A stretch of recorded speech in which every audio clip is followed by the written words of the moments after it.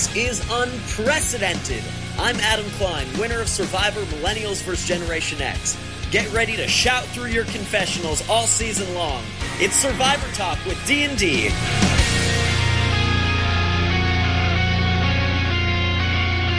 Hello, all you amazing listeners. Welcome to our recap and feedback show for the 4th episode of Survivor Heroes vs. Healers vs. Hustlers. I'm Dwayne. I'm here with my co-host David, and we're just two best friends talking about the show we love, Survivor. Hey, David, are you feeling good about last night's episode? I felt all kinds of things about last night's episode. Oh, did you? I felt laughter. I felt emotion. I felt joy at this season taking on to another level. I felt wonderful. Well, good. So, hello, everybody in the chat room. It's good to have you. Were you expecting me to feel that with all those emotions, all those ways? No, it's actually kind of weird. I just thought I'd leave it alone because it was weird. I don't know that I've ever heard you say all those emotions. It was good. It probably wasn't the same as the emotion you were feeling when you cleaned out your shirt pocket the other day, but we'll talk about that later on. Yeah. Okay. So at the end of the podcast, I'm going to tell you about the brown recluse that I found on my body. So I can't imagine what's going to happen to me this week to talk about next week to top your brown recluse story. I know, because I had to top your snake story. You did. I think you have. Yeah. Wow. Woo. Man.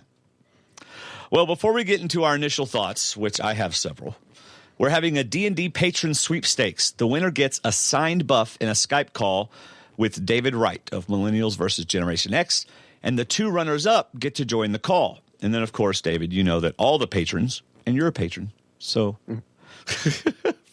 we're actually the hosts. So we get it. We get a signed and personalized headshot from David, not to be confused with this David, but David Wright. We get a signed headshot.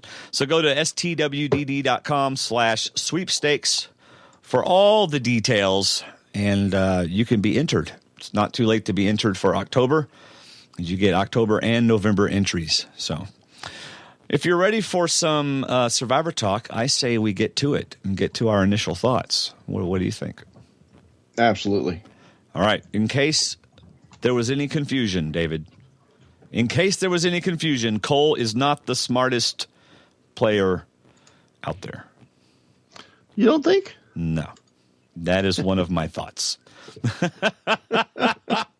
I mean, he's got some serious strategic issues, and that's I don't know that it's something we elaborate on other than what was he thinking going off and telling everybody else in the tribe what his alliance member told him, which makes it totally unuseful for the rest of the group.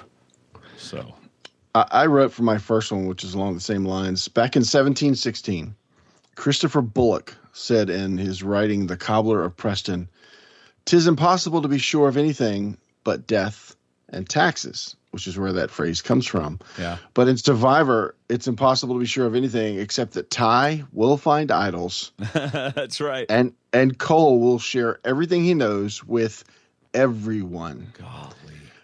And I was trying to think of a sports analogy, and I went through all the obvious ones. So I came to a soccer sports analogy just for Mike and Cleveland. Oh, and nice. that it's like setting up a trick play where you get a free kick on the ball, everybody lines up, but you turn around to the opponent and say, he's not going to kick it.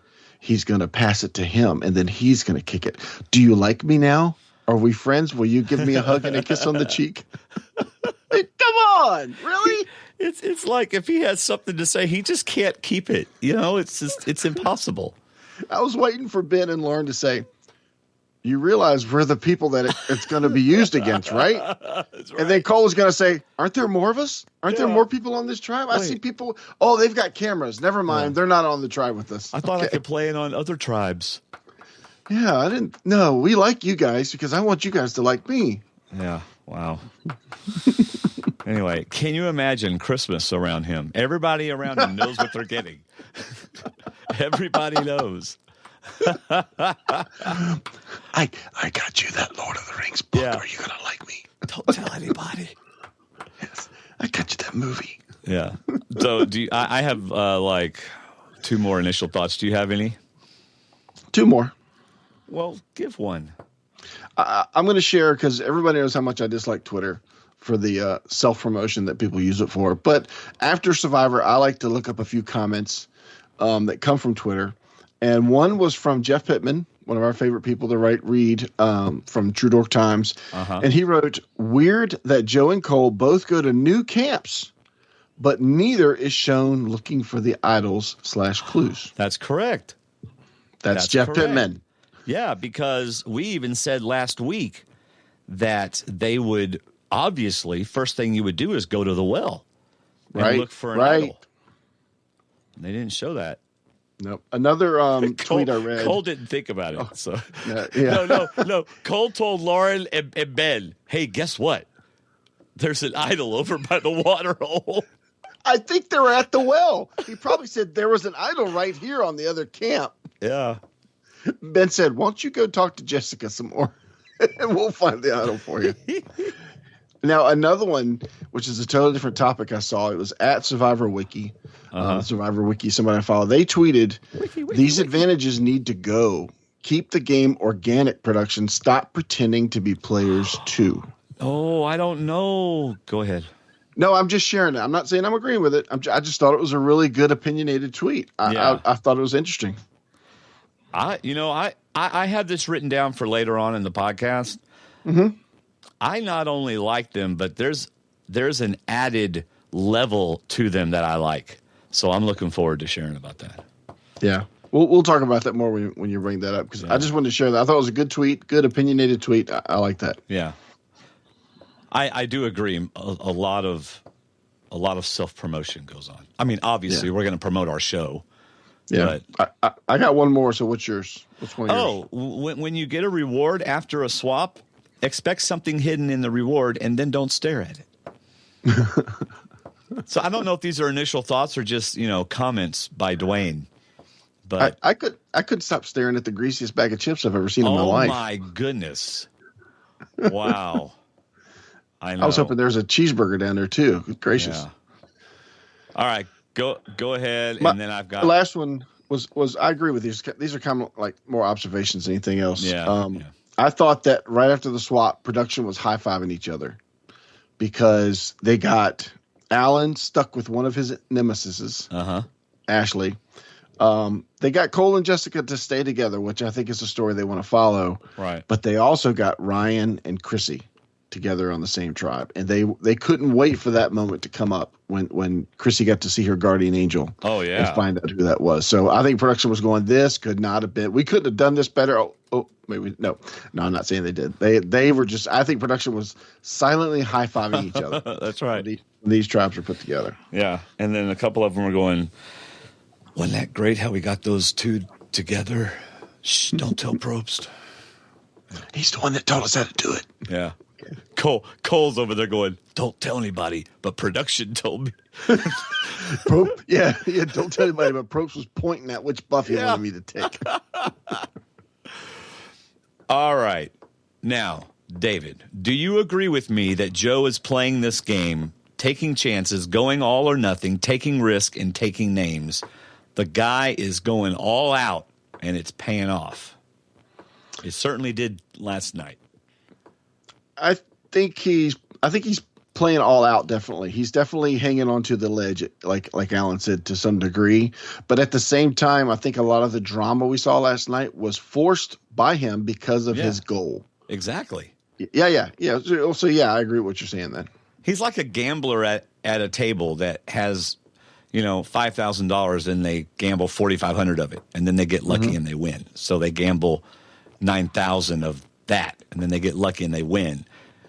Sometime he's going to lose. I don't know how long this go all or nothing, this high risk game is going to work for him. If he makes it all the way to the end, then he needs to go to Las Vegas. Well, he did have in his back pocket that free return into the game card. And when I thought about it, I was talking to somebody at work about it, about how he was playing. Same comments you were making. Yeah. I said when I was watching the end with Joe and Desi versus Alan and Ashley, it was like they were playing 2-on-2 dodgeball. Yeah. And they went after Joe first because he's flaring and yelling and hooping and trash talking. But as soon as they hit him, he pulls out a card that says, "Hey, I get a free back in this game." Yeah. Because I got this idol. Meanwhile, Desi is throwing her balls at Alan and Ashley while they aimed at Joe. It was perfect. It was really. I agree with you. He's playing all out there, hanging on to the ledge, but he's playing. And I'll tell you this much too: if you want to get on Survivor, you need to make your video with Alan and Joe in mind. You know, I picked Mike as my go-to guy for confessionals and comments and titles to the episodes, and Mike's just kind of closed up, according to the edit. I know, we're not hearing him at all. Yeah, we're only hearing when he's tattling. When he's trying to reveal. He's like sitting over there going, "I'm just gonna sit here and watch everyone play Survivor." Yeah, and I'm telling you, Survivor production are like, you know what? We can just take the camera off him for right now. Let's go find Joe again. See what Joe's yelling about. Yeah, because apparently that is what they're doing. Yeah, because it really is. Well, anyway, we'll get to that. So my premise is that Joe is playing a very risky game. When it pays off well. But when it doesn't, it's going to be bad news for him. Yeah. So anyway, hashtag drop your buffs.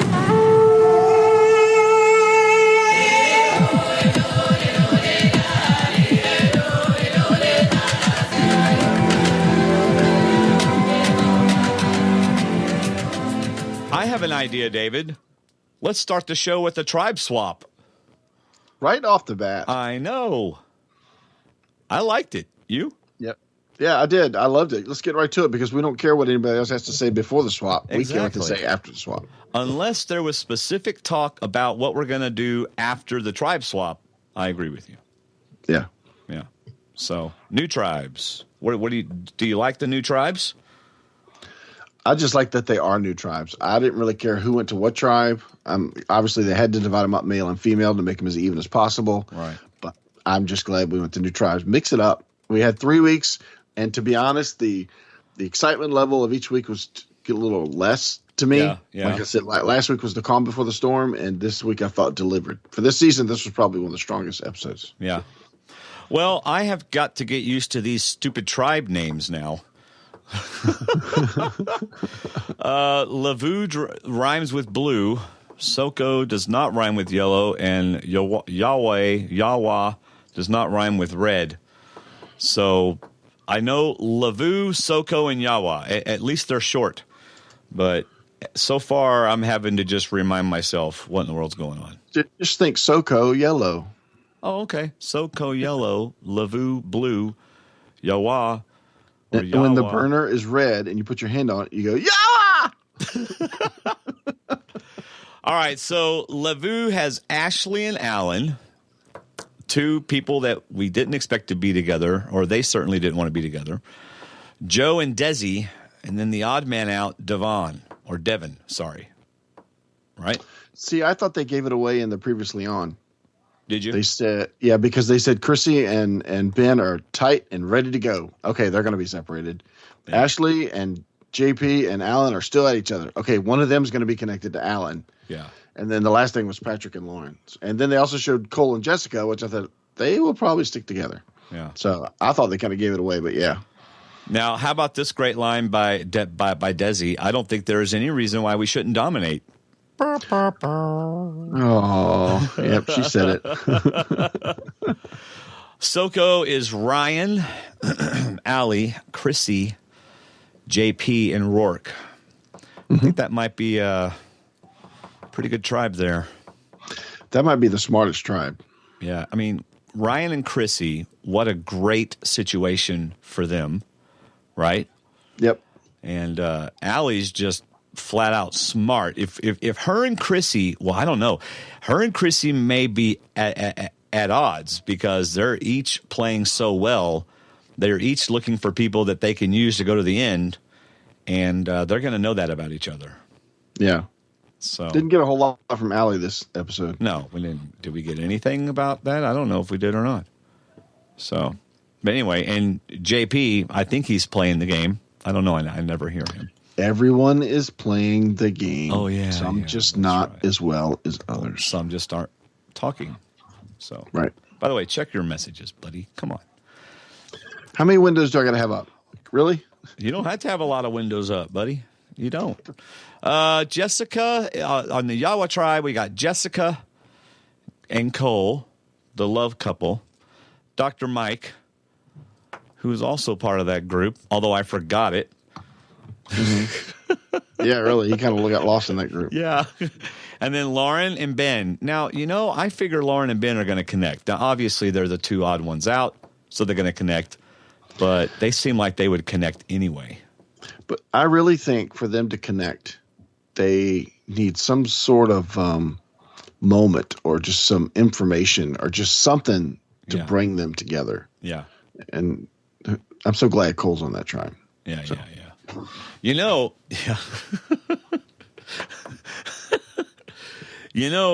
I don't think they showed us Lauren saying, I'm going to use this against them, except the fact that they're going to be able to use that later. I don't know how, but somehow she's going to use that. Mm-hmm. Or it just shows that she takes things that people say and she uses it against them. I think she's doing this all the time because she even talks later about right away when they're on, and I know we'll get to them in a minute, but right away when they're at their shelter, she says, those two always seem to be together, like Cole and Jessica. Yeah. I mean, right off the bat, like putting it to Mike, like, you know what? Those two are together, not you, those two. So she's always talking, always thinking. I like seeing that about Lauren. Yeah. And Ben says losing Chrissy was a shot in the butt right there. Yeah. I mean, they were close. They were close. But anyway, all right. So the reward challenge, I got to tell you, when they said they were playing for peanut butter and jelly, I haven't really been eating a whole lot of food the last couple of days. Mm-hmm. And peanut butter and jelly sounded so good. What is it about peanut butter and jelly that makes our mouths water so much? Is it because we had it as kids? That, or it's just that the peanut butter sucks all the moisture out of your mouth. I don't know. Not if you put enough jelly on it. But anyway, then they get all that extra peanut butter and jelly, which, by the way, propes, that's not enough peanut butter and that's not enough jelly for the amount of bread you gave them. But since we're on the topic, can I tell you the best way to have a peanut butter and jelly? Sure. You take a peanut butter and jelly sandwich already made. You dip it in pancake batter. What? Then you roll it in crunched up like cornflakes or Rice Krispies, one of those cereals. Yeah. And then you put it on a flat top. And you char both sides. Almost like a French toast. It comes out like a French toast type thing. All right. It is so good. The peanut butter and jelly are really hot by the time you get to it, but it is so good. So now you can only eat about half of one before your body starts slowing down, but it's really good. Okay. Hold on. So what did you roll it in after you got it in the pancake batter, which is some heavily dosed sugar cereal, like Frosted Flakes or this is horrible. What did we use? I want to say it was just Frosted Flakes crushed up or something. Okay, so Frosted Flakes crushed up into pancake batter and then cooked on the flat top, like on a griddle, with the peanut butter and jelly sandwich in the middle of it. Yes, wow, it is David, awesome. And you wonder why your cardiologist makes so much money.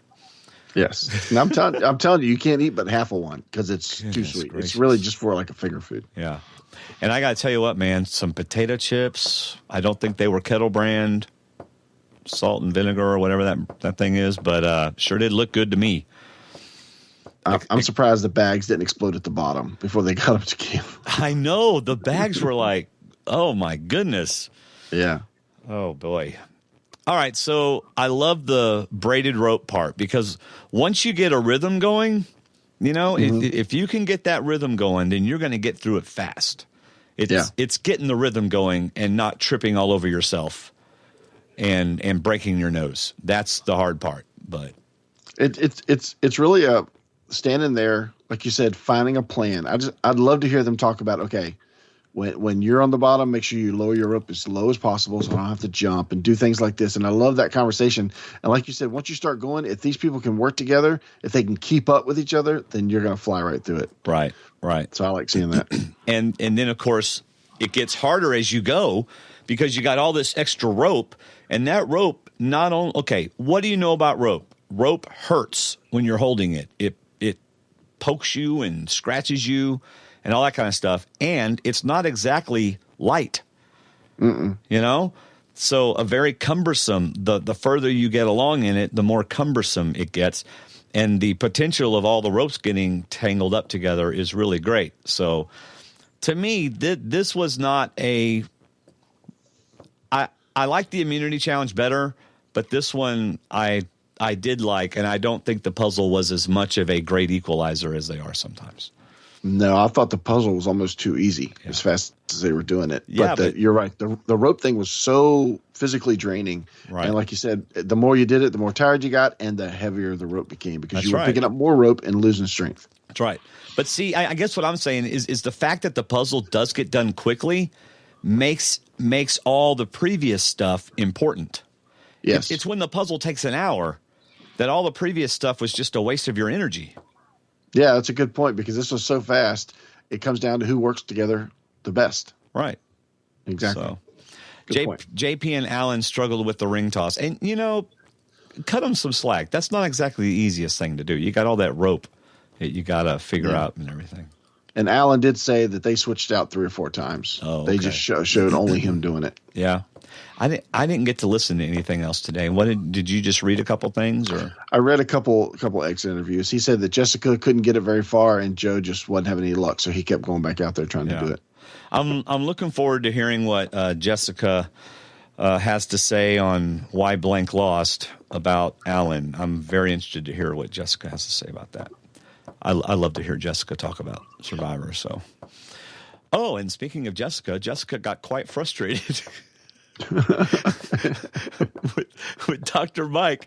Not only was he screwing up, she smashes her fingers. Yes.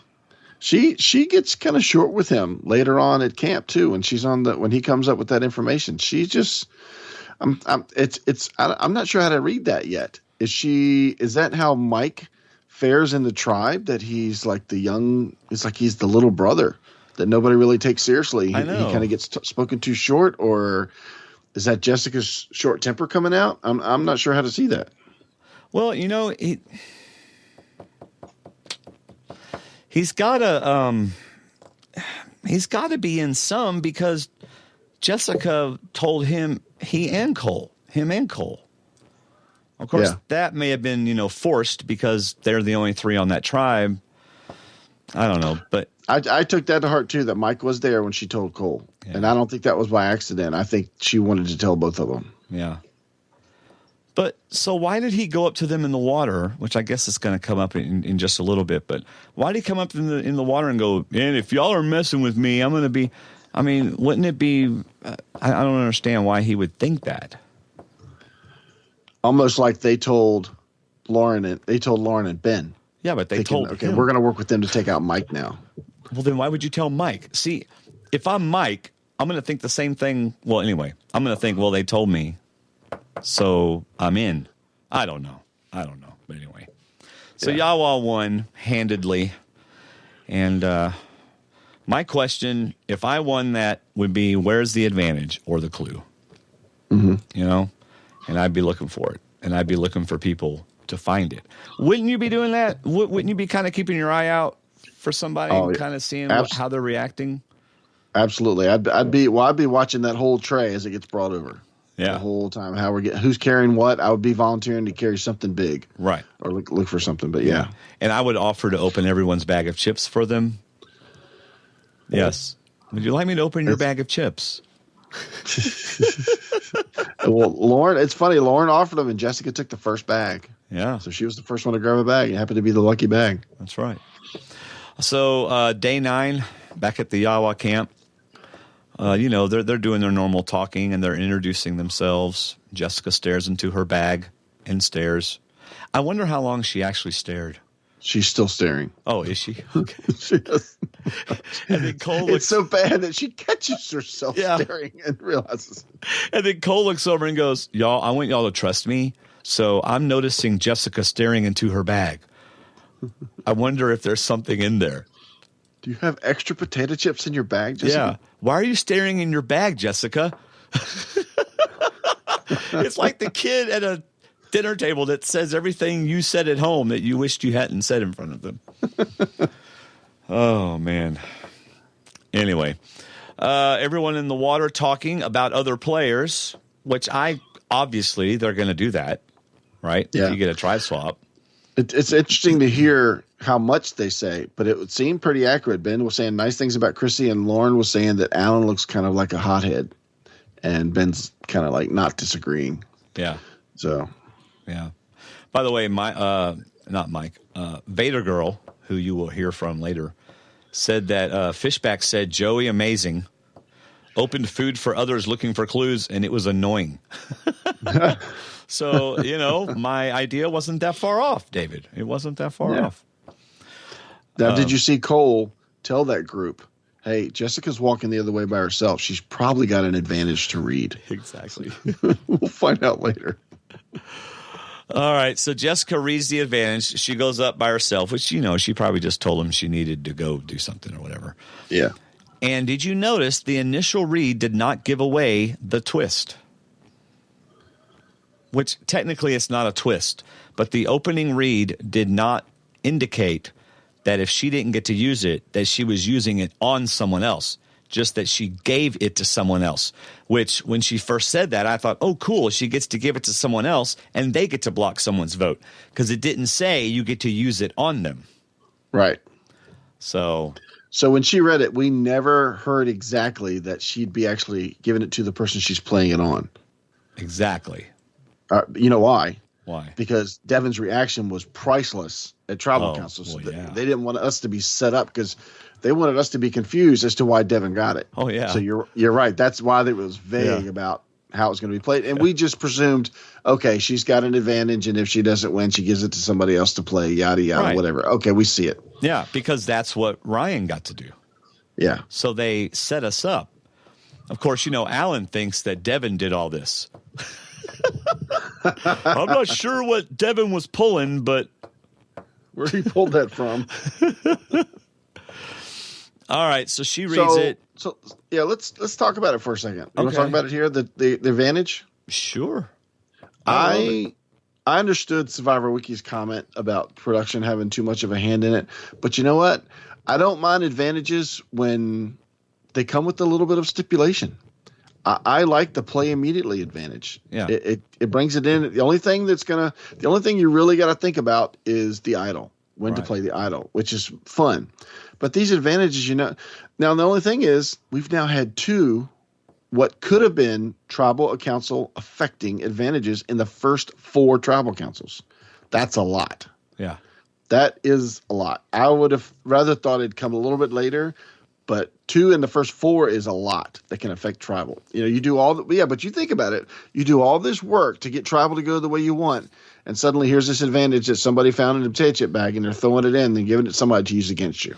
Okay. Well, whenever immunity idols first came out, you did all this work to get ready for tribal council, and then someone has an immunity idol. Same arguments. We don't like the immunity idols. We don't, because it's changing the game too much. The immunity idols you have to find. You do have to go find them. You do have to find the clues. This is something that fell in somebody's lap because they opened up a greasy bag of chips. I'm not saying it's less fair that way or anything. I'm just saying it's like every other tribal, we've had an advantage come out that could change the entire way tribal was supposed to happen. Okay, so let me tell you why I like this. All right. Number one, I am never opposed to CBS messing with the game. Right? If we had the same game we did 34 seasons ago, we would hate it. It'd be the same game. It would be old, and it would have already been off the air. So I love the fact that they throw new twists in. They try different things, and they're not afraid of what everybody's going to think, right? Because, everybody complains about it. Facebook changes something, and everybody complains about Facebook. And, or CBS changes something, and everybody complains about it. But I love it for a couple of reasons. Number one, I love the fact that it has to be used right then. It can't be saved for later on, right? So like these advantages that were good 7, when it's down to 7. Really? Well, that advantage is just sitting there doing nothing for 6 episodes, right? So now you get an advantage. It's going to be seen and used that episode, right? So I love that, okay? I also love that no matter who goes to tribal, it's going to affect the game. I love that. And I love the fact that I get to either help somebody or hurt somebody on another tribe. I love it. I love the fact that my advantage not only can affect me, but I can make it where I can affect another tribal council. Dude, that is amazing. So I love it, and I like it a lot. I like everything you just said. Absolutely. I think this game would be stale if they still played it the way they did in season 1. I think we'd be bored because it would feel redundant, whether it was new players or old players. I just question the frequency. It just seems like every other half the tribals so far have been affected by, or could have been affected by, an advantage that popped up. Now, the first one was found, didn't fall in Ryan's lap. He actually found it. Second one did happen to fall in her lap. I loved it, though. I loved that it was stuck in a reward. I loved that it was something that she could or could not play, or she would play either way, whether it's in her tribe or another tribe. I loved everything you just said. It's just the frequency so far that it's come up. It's like every other tribal. Okay, so 39 days. We're 9 days in, right? 11 days by the time they go to tribal, right? 11 days in, 2 played. That is about one. Wow. That's 5.5 days. Yeah, that's, I don't know. I don't know if it bothers me or not, because to me it's becoming part of the game.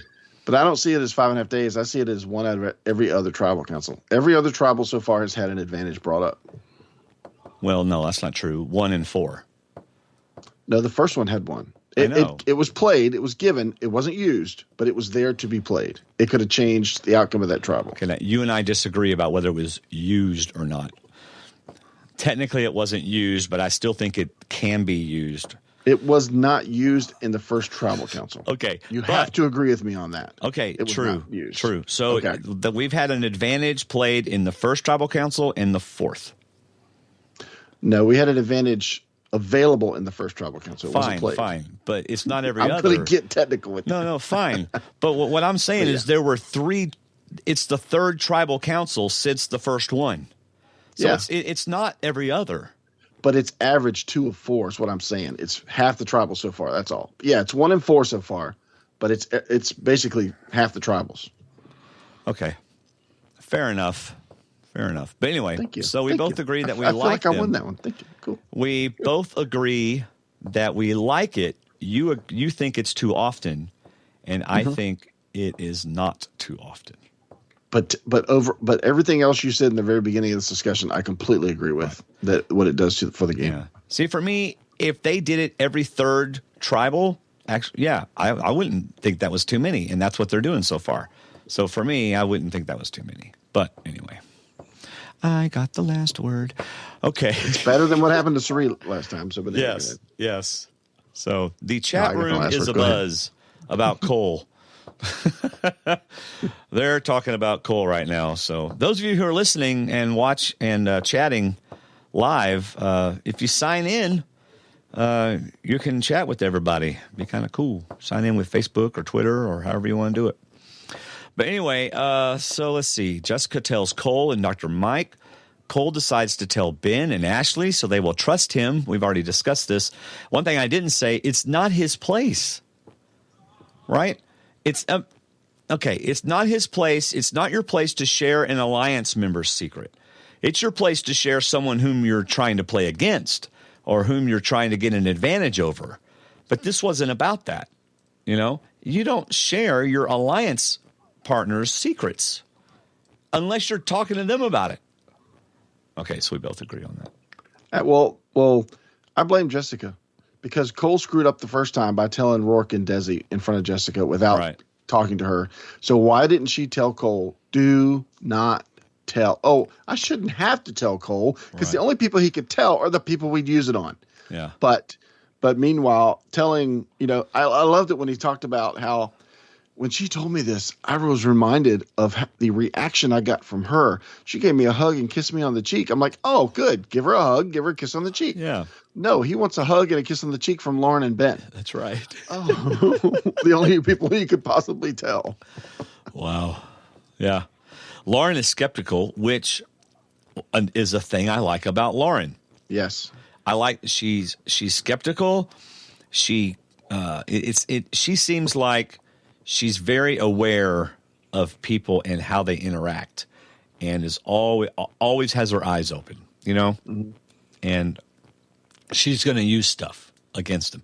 The more I watch Lauren, the more I like her. She's becoming one of my favorites. Alan could have learned something from Lauren. Alan got locked in on Joe, and I hate to spoil why Blank lost, but Alan lost because he locked in on Joe and he couldn't look away from Joe. Yeah. Even Alan admits that. Yeah. But yeah, I like Lauren too. The more she plays, the smarter she gets, better game she gets. Yeah. All right, let's go to Soko, day 9. And if I'm Rourke, I'm doing the same thing she is, lamenting her lone spot. Oh, yeah. That's not where you want to be. Although it's working out for Devin. This episode showed that being in the middle may not be the worst thing in the world. Yeah.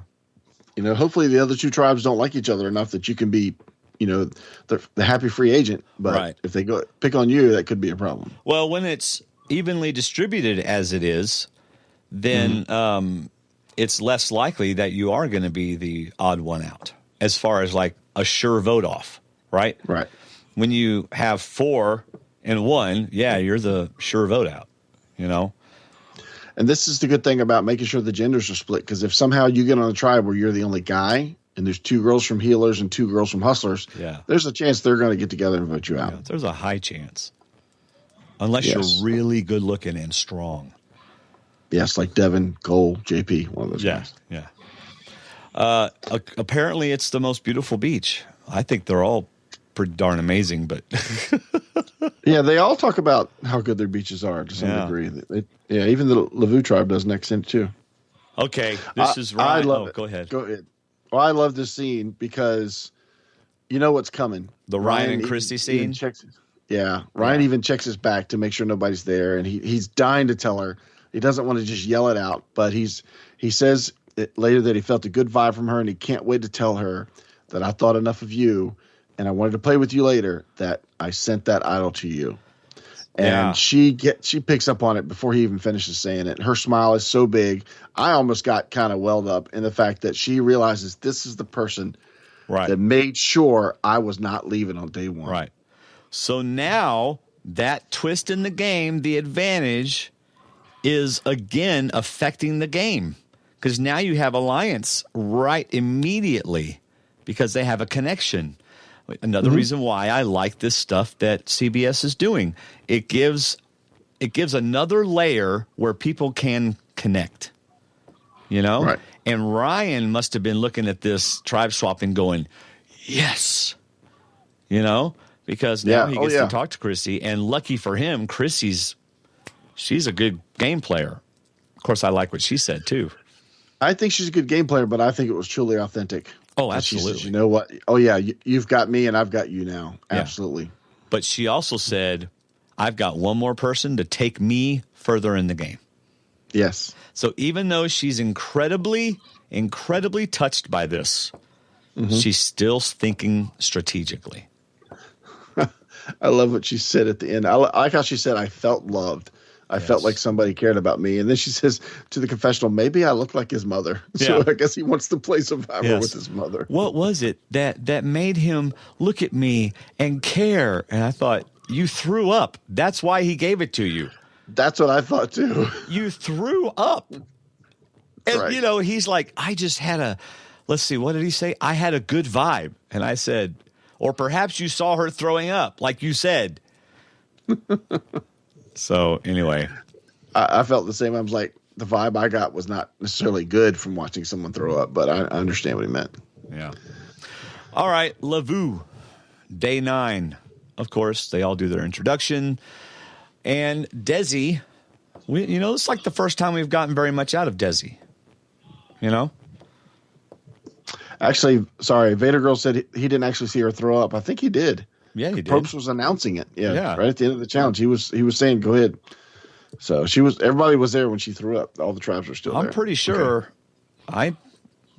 I'm almost positive everybody saw her. Yeah, because Ryan talked about her being. Well, anyway, I'd have to double check. Mike will know. Mike K, tell us. All right. Not that we don't trust you, Vader Girl, but Boy, Vader Girl's adamant about this. No, only her team. Maybe she's right. I guess we'll find out in a minute. Okay. Oh, Rob C. said, so it must be true. Yeah, Rob I'm says sorry, so. did I say that out loud? Oh, come on. Oh, well, apparently Rob and Fishback said that only her team saw it. So, I don't know. I don't remember. I thought they all saw it. So, all right. So let's see. Desi sees Devin as a potential swing vote. And Alan, I'm thinking, is regretting the way he treated Ashley. But lucky for him, Ashley handles it well and does what everybody should do in that situation and puts it behind her. Mm-hmm. Right? So, anyway. Desi and Joe talking to Devin. And this is where Devin's like, y'all are treating me. This isn't true whenever Joe tries to deceive him. It's almost like Devin's like, we just walked up here. You guys really haven't had a chance to talk to the other two. Really. We just got here. Yeah. I haven't seen anybody talk. Weren't you on lockdown until right before we went to the beach? Yeah. Yeah. Later on, Devin says, Joe, it felt like I was talking to a car salesman. I thought Devin's had some bad experiences with car salesmen. Yeah. It also made me feel like Devin is very aware of what's going on. Yeah. Like we get little snippets that he's smarter than letting on. And even in the first episode, he talked about, we learned pregame that he's got a degree and he just knows things more, but he don't mind being seen as a surfer dude. Yeah. Oh, Mike K, Rob C, and Fishback and Adam Klein were wrong. The other two tribes were still there and watched Chrissy throw up, which means David and Dwayne were right. Because I'm almost positive you're right in that Ryan said something about her being the weakest one. Yeah. Because of that. And why not throw a wrench into that tribe if she survives, which she would? You get a friend for life. But throw that tribe off of voting off their weakest player by giving it to that player. Yeah. Cause disruption in that tribe. Yeah, that's what I thought. So, all right. So where are we, sir? Oh, Joe. You was talking about Devin being perceptive, right? Yeah. If I were around Joe, the more he talked, the more I would be skeptical about everything he said. Absolutely. Because of the way he handles it. He handles it like, I am going to talk louder. I am going to talk over you, whatever it takes to say what I want to say and be aggressive with it. And those kinds of people, in my experience, say whatever they need to say and say whatever. And they try to mince words to make things mean other things that they don't. I agree, but I thought the conversation after the immunity challenge, Alan was the overbearing one and Joe was trying to be the calm one. Oh, yeah. It was almost reversed. Joe was manipulating Alan. Absolutely. Yeah. And Alan is easily manipulated. Yes. Yeah. Hook, line, and sinker. Yep. Yeah. It's funny because since we're doing the and I'll admit I was inspired by Alex's writing of his recap from Durham Warriors. They say, you know what, he'd be fun to write with, and let me find somebody else from Durham. And so we're doing it with Abby and Alex, both from Durham, and Abby is just swooning over Devin. He is like the ideal person for her. And of course Alex is a big fan of Cole's, and I'm interested to see what they're going to say this week. Yeah. But I like Devin more and more. And listen up, Devin fans. If he doesn't win this season, which I don't think he will, don't worry. He'll be back. Guarantee you Devin will be back to play again. Really? Yes. I would guarantee you that. Huh. By the way, if you're not sure what David's talking about, over on our website, stwdd.com, David's doing David's Survivor rankings with two of his buddies from Durham Warriors Survival Challenge. It's a good read. Every week you should go look at it. They rank the players and tell why they ranked them, and they're competing. Who's winning, David? Actually, me and Abby were tied last week at 26 each. Alex is way back. But I don't have to look because I don't think I had Alan. I think Abby's going to be leading this week. I bet you, because I think she had Alan pretty low. Yeah. Okay. Let's see. Ashley handles it well. Desi and Joe. Okay, we're at Yawa, or however he says it. Before we do that, just as an update, they said that it was edited to make it look like the other tribes saw them. And Josh Wiggler was there, and he said the same thing. that the other tribes had walked away. Kelly our share before she threw up. Pretty sure that's right. Okay. And, so that's inside information that we did not have access to. Yeah. Yeah. No, that's cool. You're cool, Vader Girl. Thank you for making that clear. I had no idea. Yeah. It actually wasn't a competition between us and anybody else. We just thought we saw it the way CBS told us. Yeah, we're suckers. Yeah. Wah, wah, wah. Yawa, day 10, Jessica and Cole are out in the water again. And the rest of them are going, weren't we supposed to be out there with them? Yeah, exactly. Lauren is pointing out. I love this. Lauren is just flat out not talking about life, and she might have been, but not talking about kids, saying those two are always together. Yeah. Mike, were they like always together on the healer's trap? They're like inseparable. Yeah. I thought we were supposed to go with them. It's just the two of them. They're always together.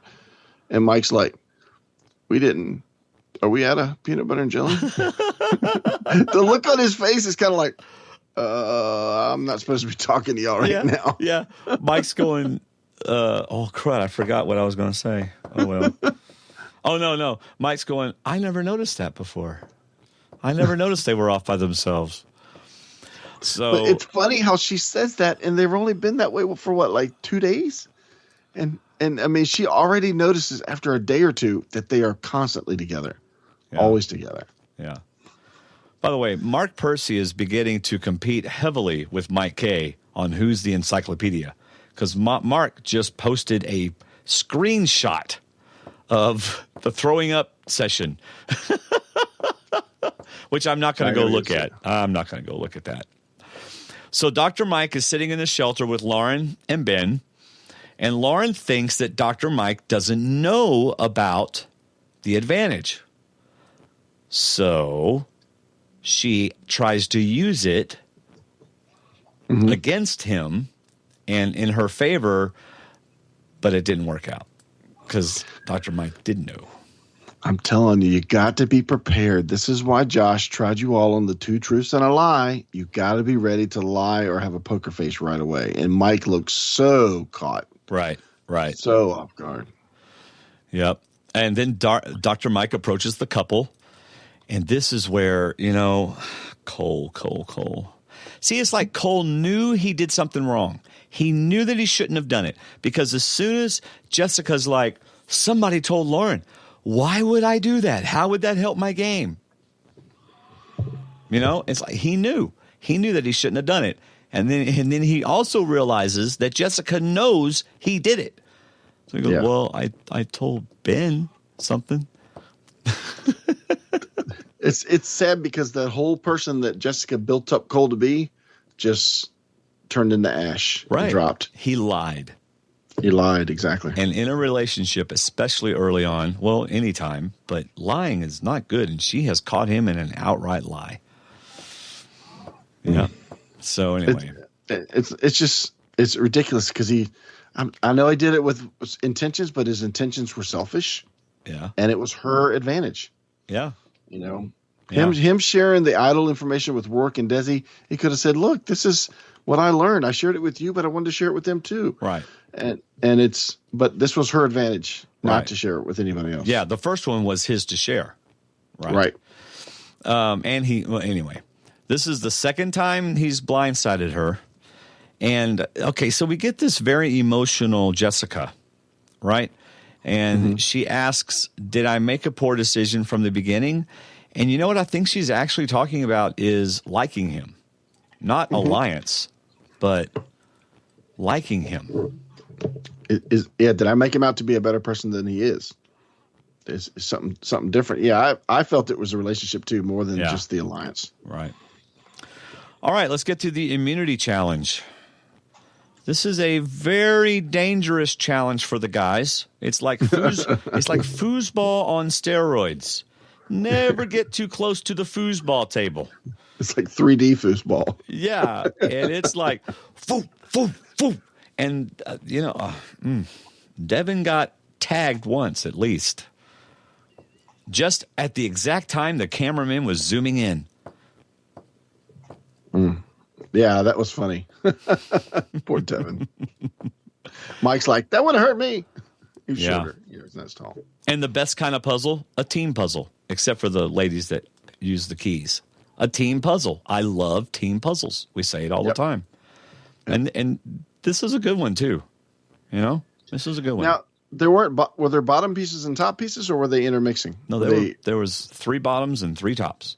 All right, so the first group was the bottom ones that only could go on the bottom, so that did help go quicker. I loved it. Were they only available? Who says they were only on the bottom?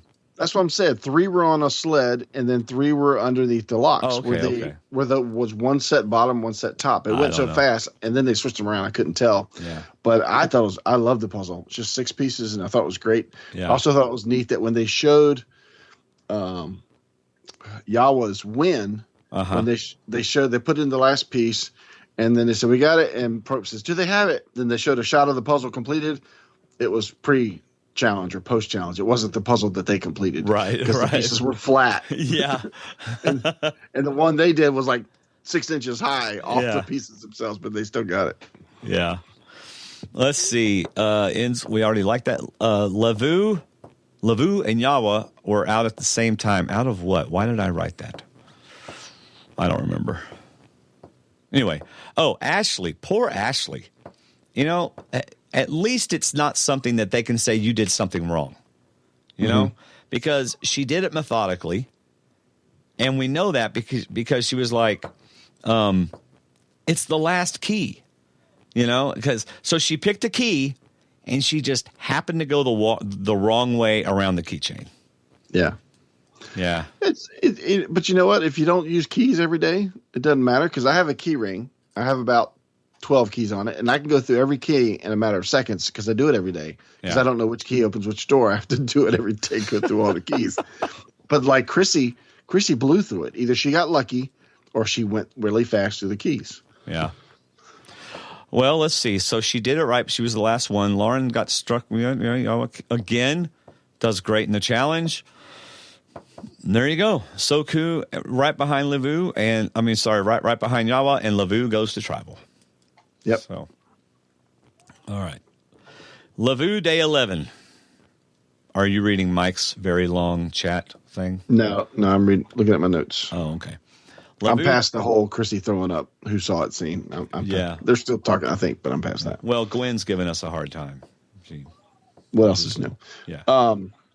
This is where reading a little bit of Alan's exit interviews, from the moment that new Lavu set foot in their camp, Joe annoyed Alan from the moment it started. Right. And he still hasn't talked to him since they left the game. Oh, really? But yeah, I don't think Alan's talked to a lot of people, and not out of despite or anything like that, or out of spite, but he just hasn't kept up with too many people. But he just locked in on Joe.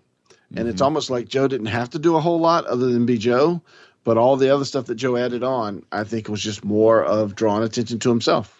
Yeah. So. Yep.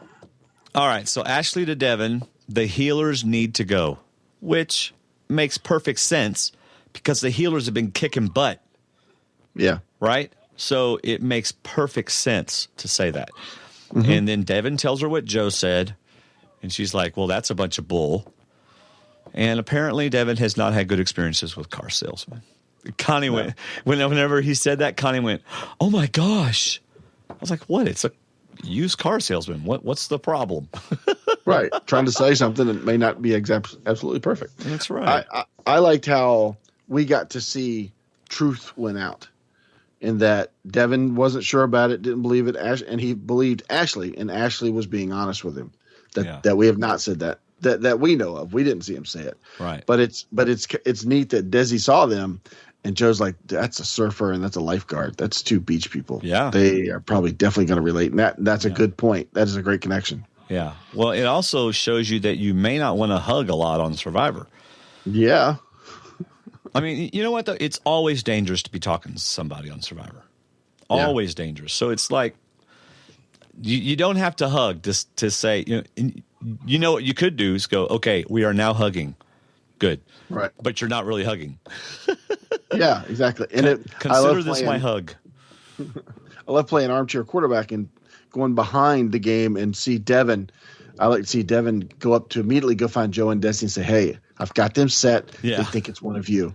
They're good. They're locked in on one of you. So tell me which one we're voting for. Right. And try to play both sides.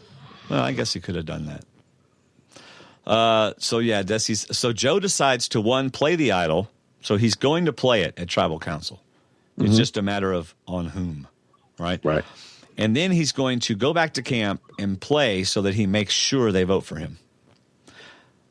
So, and he certainly got on everybody's nerves. Certainly raised. I'll put it this way: he certainly messed up the ant bed. Right? Yeah. Certainly messed up the ant bed. So he's confrontational. Alan responds, and boy, Alan, don't get Alan started. And that's why I'm saying Joe manipulated Alan. Yeah. He's able to, Alan's like a puppet with strings, and Joe is handling the strings. It's almost like the quieter Joe got, the more agitated Alan got. Yeah. Joe just wouldn't get riled up and stuff. But I felt for Desi because she was right that he threw her under the bus, as in there's two people that could go to make us stronger, and I'm not voting for my friend. I'm voting for yours. Right. Desi's like, why am I even on the ballot? Yeah. Why are you throwing me out there? Yeah. Thanks a lot, Joe. Yeah. Because it is kind of a hard argument to say that Ashley is a weaker tribe mate than Desi as far as physical, and I mean that's a hard sell. That's not why you're voting Ashley. And even later here with Joe, that Alan revealed himself that he was backing up Ashley. I'm like, really? You needed to be told that? Yeah. But again, that's Joe taking something that is obvious or whatever, and then spinning it so that it sounds like he's got you. Yeah. And he'll act like he's got you, even though he knows it's no big deal. Right. Anyway. Yep. So let's see. The conversation turns there. Desi, he just blew up my game. And really, Joe did take it a little bit too far. And also, the thing he said was really not smart, in my opinion, was, you may be surprised what happens tonight. AKA, I'm all this was on purpose. I got something planned. Yeah. I agree. That was probably the one thing he could have left out. Yeah. But even Alan admits he didn't give himself enough credit that he could have had an idol. He didn't give Joe enough credit that he could have found an idol and had it in his pocket. But everything else that Joe did worked as Joe wanted it to work, because Ashley was not going to change Alan's mind. He was locked in on Joe, and he was voting Joe no matter what. Which, you know what, is a good reason to get rid of Alan. Yeah. If I'm Ashley, not only am I glad it's not me, but I'm glad it's Alan, because he's an alliance mate who is impossible to work with. Yes. Because once they get their mindset, they're not open to discussion. Yeah. This is the way it's going to be. Now just shut up and go sit down somewhere and leave me alone. Yeah. Yeah, the past is the past. Let's just work together now. Okay, but as long as you vote the way I want to vote, because I want to vote Joe. Right. So, all right. So then Desi tells him you came in too confidently, so they know you have it, and play the idol on me. And basically he says, look, if I need to, I will. I will play it on either one of us. I'm going to play it on one of us. Right. So, Alan figures he'd be the one to go home. Oh, this is great. Devin gets the secret advantage, and as anybody would, he assumes it's an actual advantage for him. Right. What he doesn't realize is that it's someone else's advantage. What he doesn't realize is that he's about to give one of the best sound bites of the season. Yes. Yes. Wow, that's not much of an advantage. That is not an advantage. And Probst should have said it was for somebody else. I know. His look was like, did I read the right thing? Because that is not an advantage. Yeah. It said secret advantage, but that is not an advantage. Right. Jeff's like, I know. Isn't it great? It's like you whenever you were a kid, Mom, I want all the Dungeons and Dragons stuff. And she goes, okay. And so then you get it, and it's this big box, and you're so excited to open it, and it's a hungry hippo. The disappointment level is just Yes. there you go. All right, tribal council. No, it's not that. It's the opposite because Devin got the opposite. So you didn't get the Dungeons and Dragons game. You gave it to a friend. So they have the Oh game, yeah, you don't have even worse. Yes. Well, In your name, I gave that game to your friend. That's right. That's right. Oh, those are the worst kind of gifts, you know? We love you, and we're going to give you a gift by giving a gift to other people, which I realize is a wonderful thing, but it's still. Yes. Anyway. Let's see. Ashley. Oh, I love this line from Ashley. If I was going to, okay, I am telling you, this is the best line of the whole show, in my opinion. I have never been referred to or been the weakest link in anything that I've ever done in my entire life. Yeah. And so that Desi should go home. So. Yeah. Oh, man. So what are some notes you have on Tribal Council, since you told me you took some this week? Well, I love that Alan countered Joe's heroes are unbreakable with healers are undefeated. That's right. Absolutely. You've been saying throughout the podcast. So the only other thing I really wrote down was I was trying to come up with what Joe saw. Was it her face? Was it something she said? So I went back and watched right before we talked here. And Ashley did say that Joe made it clear he was voting for me, but his actions and words may affect him tonight. Right. So, but really, if it came down to a rock vote, well, Joe didn't know that Devin was going to be taken out. His vote was going to be taken out, but he could have played it on either one, and it would have saved both of them. As long as he had the idol, him and Desi were both going to be safe. Right. So yeah, but yeah. Well, anyway, all right. So it's time to vote. Devin shares his secret advantage, which was classic. Hello, Kelly R. I'm glad it's your first time in chat. Welcome. So Devin is devastated. It's so bless his heart. I'm sorry. It's just that was hilarious. I mean, I feel bad I had to for him. rewind it. It was the funniest moment of the night. Oh man! All right. This is a secret advantage, but is being used against you by another player to block. Oh, yeah. Okay. This is what it said. This is a secret advantage, but it is being used against you by another player to block your vote at tonight's tribal council. No, you have to slow down as you realize it's against you. Yes. You can't read right through it. But it's being used against you to block. Yeah. This is not an advantage. And then Probst is like, okay, to be clear, it is an advantage, just not your advantage. So, yeah, it's a really cruel thing for us to do, but I sure love it, he says. Exactly. Oh, man. Anyway, so I wrote again, I love that people are able to affect tribal councils like this. All right, so later on, Will talks about, later on in our feedback section, Will the Giant Ninja, in his second feedback, is going to talk about rocks and how it all would have worked out, and I don't know. I'm going to have to listen to it, and people in the chat room, feel free to chime in whenever this happens, because it's going to be interesting discussion about what could have happened if it was 2-2. So it'll be interesting to see what that. So who will Joe play it on? He plays it on himself. And why? Because Ashley gave it away. Because Ashley gave it away, and when it comes down to it, Joe's going to save Joe. Right. I mean, I don't know if he would have put it on Desi, but he says Ashley gave it away, which I think she did too, but he's still going to save Joe. Well, I feel like if he knew that it was Desi, that he would have played it on her because it would have saved her. I agree. But if it came down to not being sure, he's definitely saving Joe. Well, yeah, of course. Yeah, I agree. I think he would have saved Desi because he needs a friend. Yeah. I wonder how she gave it away. I just, the only thing I saw was that Alan said that Ashley did give it away. Well, yeah, she made that comment about his actions and words may affect him tonight or come back to hurt him tonight. But I didn't see anything necessarily with her facial expressions or anything like that. Yeah. I think they said your face gave it away. Yeah, Joe he said did. your He said I face saw it gave on your away. face. Yeah. Yeah. So, all right.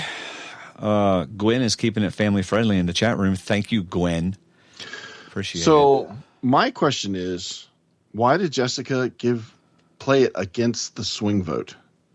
Why didn't she play it against one of the other groups that's even with the healers, like one of the heroes? Because she could have caused a tie and a rock draw if nobody has an idol. Although she knew Joe had the idol, but by giving it to one of the heroes, she could have blocked one of the heroes, and then it still, I guess it could have been tied, but it could have forced Devin to join the healers. Because she said she wanted to help.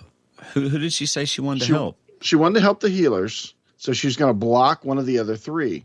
But why not break up the duo instead of leaving it 2 against 2? Because if she hits one of the heroes I don't know. I can't. Yeah, why did she do that?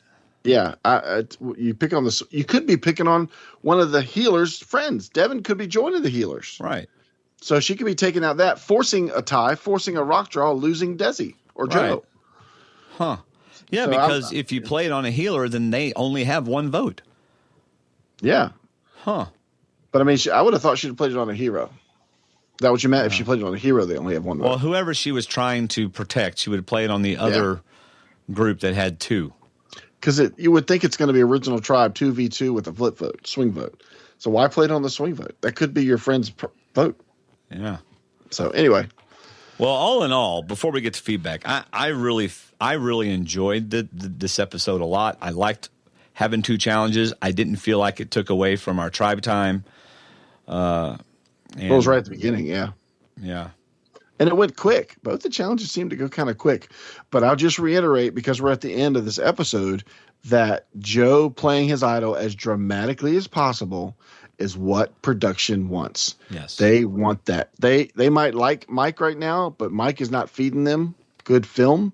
Alan was feeding them good film, which is why Alan's going to be coming back. And Joe is feeding them great film, because Probst will tell you, whether you're good or not, whether you know what you're saying or not, make moves, and we're going to like you. Yes. So that's what they want. Yeah. A great episode, y'all. Great. It was. Great episode.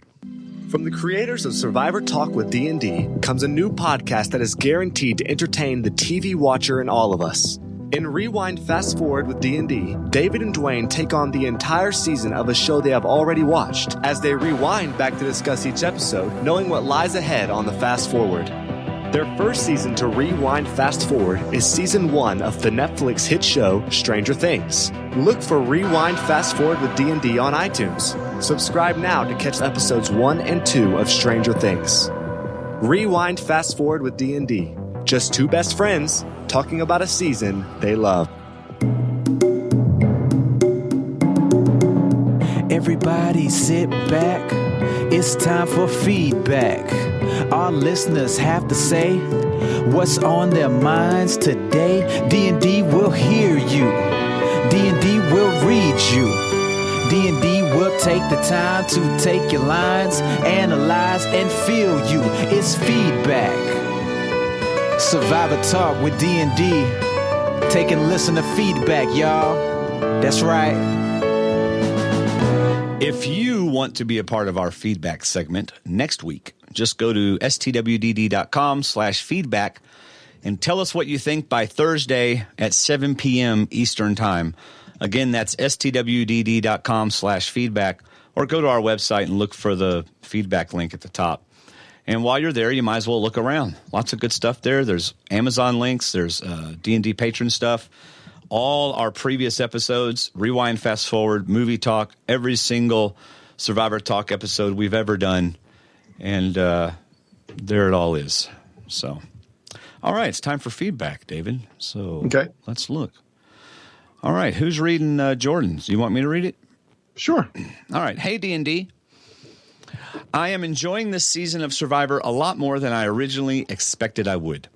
There was just something about it that wasn't exciting to me before the first episode. However, now that it has started, I am really enjoying it, and I have several people that I hope to see go far. Now, she makes a good point, but she does say before the first episode, but I agreed that it seemed like a lot of people were kind of sitting back the first few episodes. Unless they were in trouble, people were kind of sitting back and kind of waiting for somebody else. But Joe wasn't, Alan wasn't, and production liked them. Right. So, but I agree, it was kind of building. So, yeah. Right. By the way, everybody, if you want to know who gathers all our feedback together and does this great job of getting it all organized, That is David. He's amazing. Thank you, David. I thought you had somebody else in mind.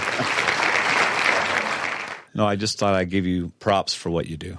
So I just wanted to comment. This is Jordan again. I just wanted to comment on the way that CBS has been using the secret advantages so far this season. It seems like the secret advantages and idols are going to be usable for the next tribal council only this season, and that they will always be used, whether it is by the person who found it or someone else they choose to give it to. I have to say that I really like this concept, and I think that adds a really interesting layer to the game. This means that the players can't all hold their advantages until near the end. I agree. Mm-hmm. So they won't have a situation like what happened to Siri again. I like that we are getting to see these advantages put into play, and I feel like they might even be used more effectively this way, instead of players trying to hold on to it as long as they can. And on top of that, it also allows so many more possibilities for alliances and bonds to be made or broken across tribes because they are helping each other out or hurting them. And that is something we haven't really seen much before. Wow, it's like she heard our podcast before she wrote it. You know? I mean, anyway, Good job. This adds a new level of strategy to the game that some players don't even know exists yet. And I think that is a lot of fun to watch and to watch it play out. Thanks for everything you do, Jordan Shekowitz. Yeah, Shekowitz. Now you know who that is, right? Yes.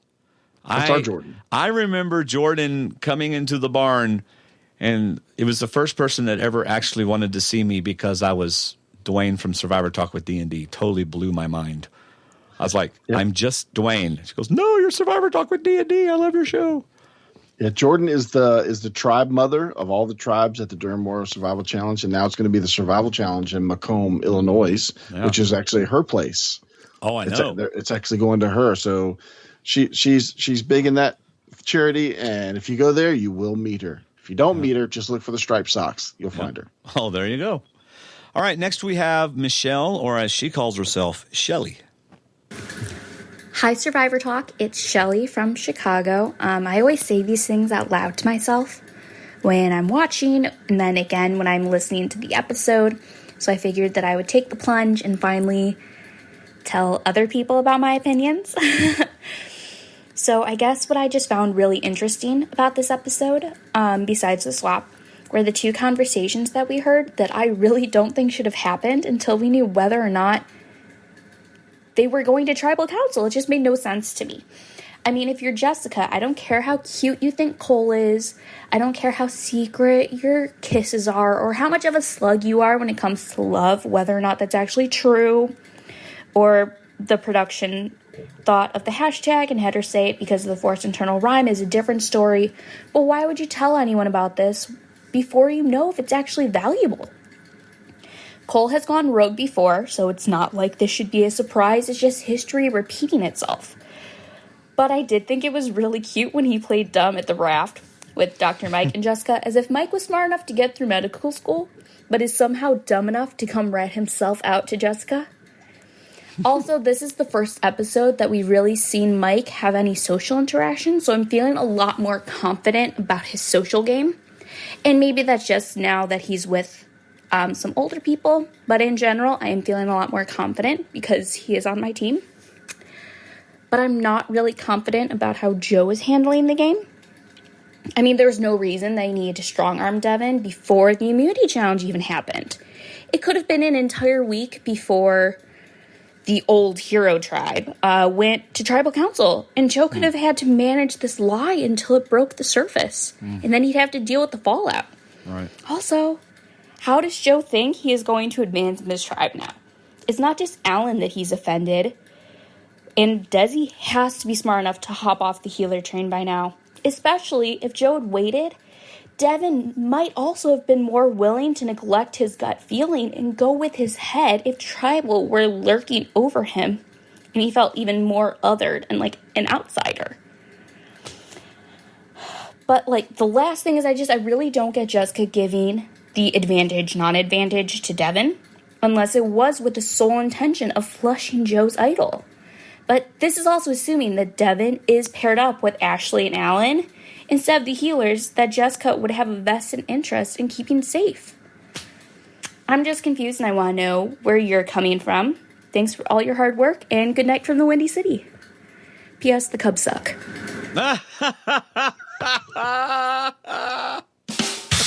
Oh, that is awesome. Will the Giant Ninja's going to hate that. We're going to get a rebuttal feedback to that next week. Next week, prepare yourself, Michelle. All right, so really. So she brought up a lot of good points. I didn't write them down all fast enough, but I've heard that feedback twice now. So she brought up a good point about Joe jumping right on Devin before they even lost the challenge about the lie, about how they want to vote you out. And that's the beauty of Survivor. You have to weigh when you're going to say these things, right? Mm-hmm. And at the same time, she's right that you may not want to drop that lie so quick, because you have to you might have to reel from it later or deal with it later if you don't get a tribal. But you also want to be the first person to make contact with somebody and plant that first seed. Mm-hmm. So you kind of got to weigh that decision. That's a good point she made about him having to deal with it if they didn't lose. But at the same time, Devin might go back to, well, you know what, Joe did come to me first. Right. And he did probably lay it on too heavy. Good point. And also, I love the idea that she brought up that Jessica may have wanted to flush Joe's idol. This is one reason why I love feedback on our show. Mm-hmm. Because, we are two brains, or we have two brains, but we can't think of everything. And someone like her coming in and throwing this at us, I love it. So go ahead and continue with it. I don't think that was her intention, because I really think they would have told us that. They might not have told us she was giving it to Devin, but maybe they'll tell us next week, and maybe that'll come out next week. But I love the idea that Jessica did that to Devin to possibly flush the idol, if not maybe at least help the healer stay in the camp. Right. Right. Good job. But I also agree. That's another point where you have to weigh the good and the bad of telling somebody what your advantage is. Right. If you don't get a tribal, she's already locked in with Cole. She didn't need to earn more points with Cole. Right.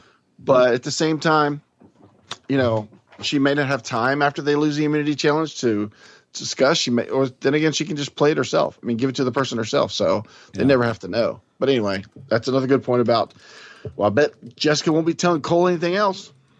So, thank you, Shelley, for that. That's right. Points. All right. Next we have, I think it's Karen. I think that's right.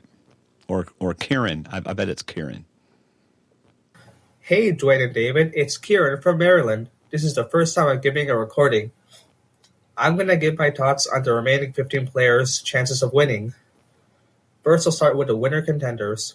Allie's running the show on that Hustler's Tribe. Everyone thinks she's in her back pocket. She's doing a fantastic job. Chrissy, both she and Ben are in control of that Heroes Tribe. And she appears to be the ringleader. Ryan. He's second in command on the Hustlers Tribe and easily the most likable contestant of the season. However, he's probably going to get the David Wright experience and go out the Final Four. That sucks. Ben, he's still getting positive content, and he appears to be liked by everyone. Now I'm going to talk about the people who are still hanging on. Ashley. Ben wants to work with her, so it appears that she's no longer on. Did I do the wrong one? I think you did. How is that even possible? I don't know. All right. What did you say, 15? No, because I deleted his old one before I put this one in. All right, because he hadn't mentioned them on new tribes. He's talking about Ryan being the leader on the Hustler Tribe. All right, just a second. Let me just go. Sorry. No, let me go pull the original email here. So I promise you, okay, here it goes. See if it comes through.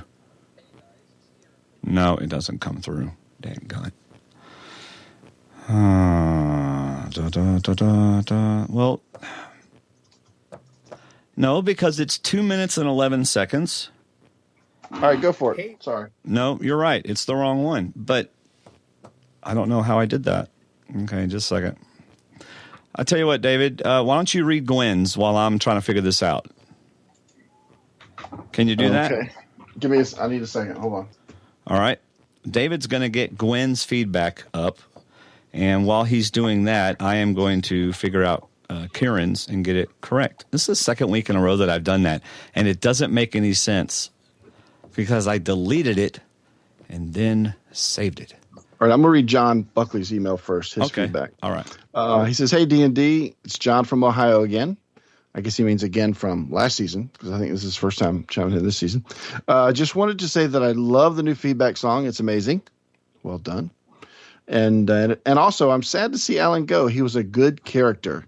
Have a good week, John. I agree. Character is what Alan was this season. But I'll be honest, and Alan talked about it. Probst talked about it. Even Dalton Ross talked about it. Alan will probably be returning.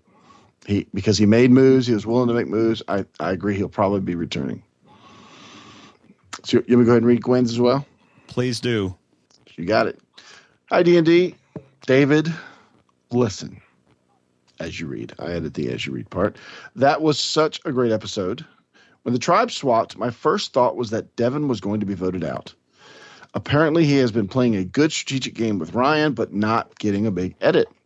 I thought the lack of edit was because he got swap screwed, but nope. I was wrong for the first time in my life. Crying emoji. Yes. First time in her life she was wrong. Nice. Must be nice. Okay, so remember when everyone was like, Tony is nuts? There was no way he can win, but then he won? Hello, Joe. I know Joe isn't too happy about being compared to Tony, but I would take it as a compliment.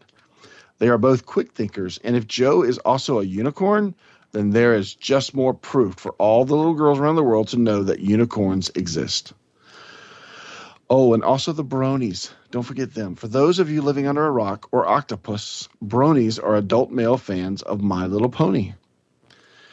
Oh, well, I don't know where she went on that one. I ramble. Yes, she does. She rambled there. I love the idol and advantage in tribal council, but I'm sure other people will discuss in detail. Oh, and Alan's popped his eyes out of their sockets one more time before sadly having his torch snuffed. Okay, that's sadly. All. Gwen from Santa Barbara. Sadly. Interesting. She likes Alan, apparently. All right, I finally fixed Kieran's. Here we go. Hey guys, it's Kieran from Maryland. I enjoyed giving feedback last week, so I'll do it again. Here's my feedback from last night's episode. It's very interesting that the tribe swap resulted in all three tribes remaining intact. They usually shrink it from 3 to 2 on 18-player seasons, so it was very interesting. They should do this more often. Mike is probably in a better position now because he's not with Joe anymore.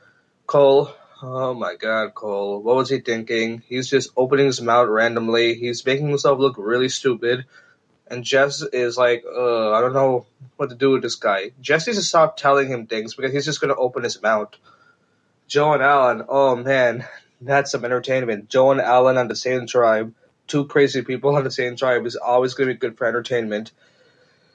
However, Joe did not do well in this episode. He's just opening his mouth like Cole. He's openly saying who he wants to target and stuff, and he's making people uncomfortable. And he's pretty much telling everyone, hey, vote for me, vote for me. I'm like, what are you doing, Joe?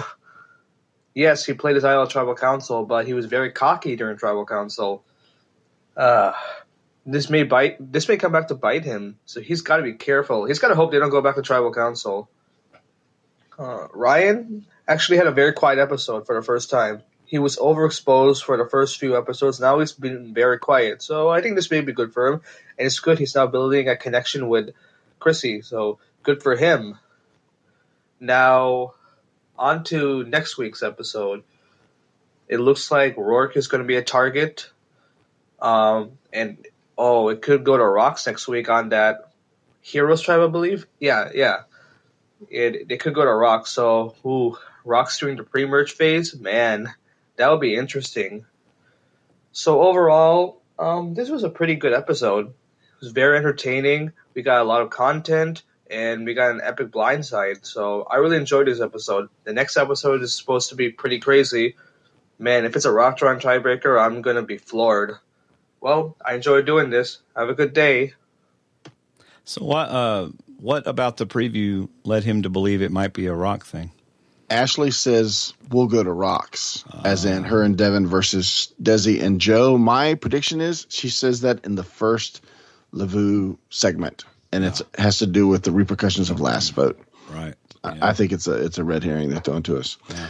I also glad they went to 3 tribes and didn't go to 2 tribes and send somebody to exile. I really thought that messed up Julia's game for was that Kagayan? Not Kagayan. whatever the group with with Kyle, Jason. I forget It was that the one. second Brawn Brain Beauty. Yeah. Yeah. It was that one. Yeah. That one. All right. Next, we got Wendy from South Dakota. You know, every time I read it, I do her feedback. I do that. I just realized it. From South Dakota. Hi, Dwayne and David and all my Survivor buddies. I literally just got done watching the episode and my heart is still beating fast, so I'll probably talk really fast and might not make a lot of sense, but I'll try. Okay, the mix-up of the Yellow Tribe kind of got the short end of the stick physically, but that doesn't mean much in this game because you can come back with the puzzle, which is what happened in the immunity challenge. But as far as physically, I feel like they are a little weaker than the other tribes. The second thing I noticed was Cole cannot keep a secret to save his life. But at the same time, Jessica knows that he can't keep a secret. So why did she tell him that it was a bad idea? She just needs to like him and think he's dreamy all she wants. But if she knows something that's a secret, she needs to just keep it to herself. I stopped the show and I was thinking, okay, now whose vote would I block? And originally I would have blocked Joe's because she knows that he has an idol. But if he gets blocked, he'll use his idol, and it seems like they're trying to keep all of the healers still in the game. And then my second guess would have been Alan, because he's the strongest physically. So that's, I guess, who I would have given it to. This advantage was weird because the way Jessica read it, I understood it. But then when Devin got it, I was like, oh, that's an advantage. So then I got all confused. But I figured it out as soon as he read it, that the advantage was not an advantage. And that was kind of sucky for him because he's got this thing and he thinks, wow, I've got a secret advantage. And it's not a secret advantage. It's a secret bad thing. Yeah. Anyway, I was curious if Joe and Desi had looked for the idol at the well. They didn't show us, but that doesn't mean that they didn't do it. But really, would they not be smart enough to think, hey, there was one at our camp, there might be one, I don't know. I mean, I wish I knew whether they even looked or didn't look. But maybe we'll get more on that later. I'm sure we will. It was kind of lucky for Devin that he was the one that got the advantage, non-advantage, because he can still act like to Joe and Desi that he was going to go with them. I don't know. Yep. He can still act that way. So I feel like he can still be in the middle, but I'm not sure how much he said because that conversation that they all had when they were all together got quite heated. So he may have said which side he was on right there. Who knows? Alan was a really good sport about being the one that got voted off, and that was nice to see. Seems like a good enough guy. I think he just the nerves got to him on the first couple of days of the game when he had the strip search. So he seems like a nice enough guy. And he played for the Cowboys, so he can't be all bad. There you go. Anyway, this was a nail biter. You know, the tribal council was a nail biter. Really exciting and dramatic, and I enjoyed it. I enjoyed this episode a lot. I'm excited to see how some of the other tribes are getting along next week. So it's a good season so far. But, you know, any survivor is good survivor. So anyway, right. Y'all take care. You know, we are finding out in the chat room that apparently Cole has tweeted that the entire tribe got together and decided on Devin. So it wasn't just Jessica deciding on Devin.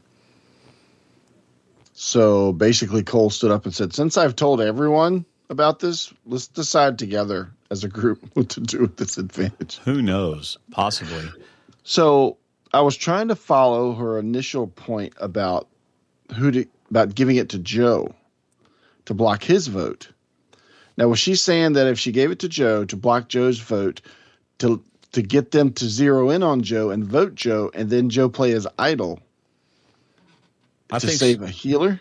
I thought she was saying that's why she didn't play it on Joe, because she figured he'd have an idol, then it wouldn't really help him wouldn't help them because he could still play his idol to protect himself. And then he'd be irate that she forced him if he found out and she basically forced him to play his idol. Yeah. If he felt like he was going to be the target. So yeah. Yeah. Oh, look, Wendy has a PS. P.S. I still don't care for Joe.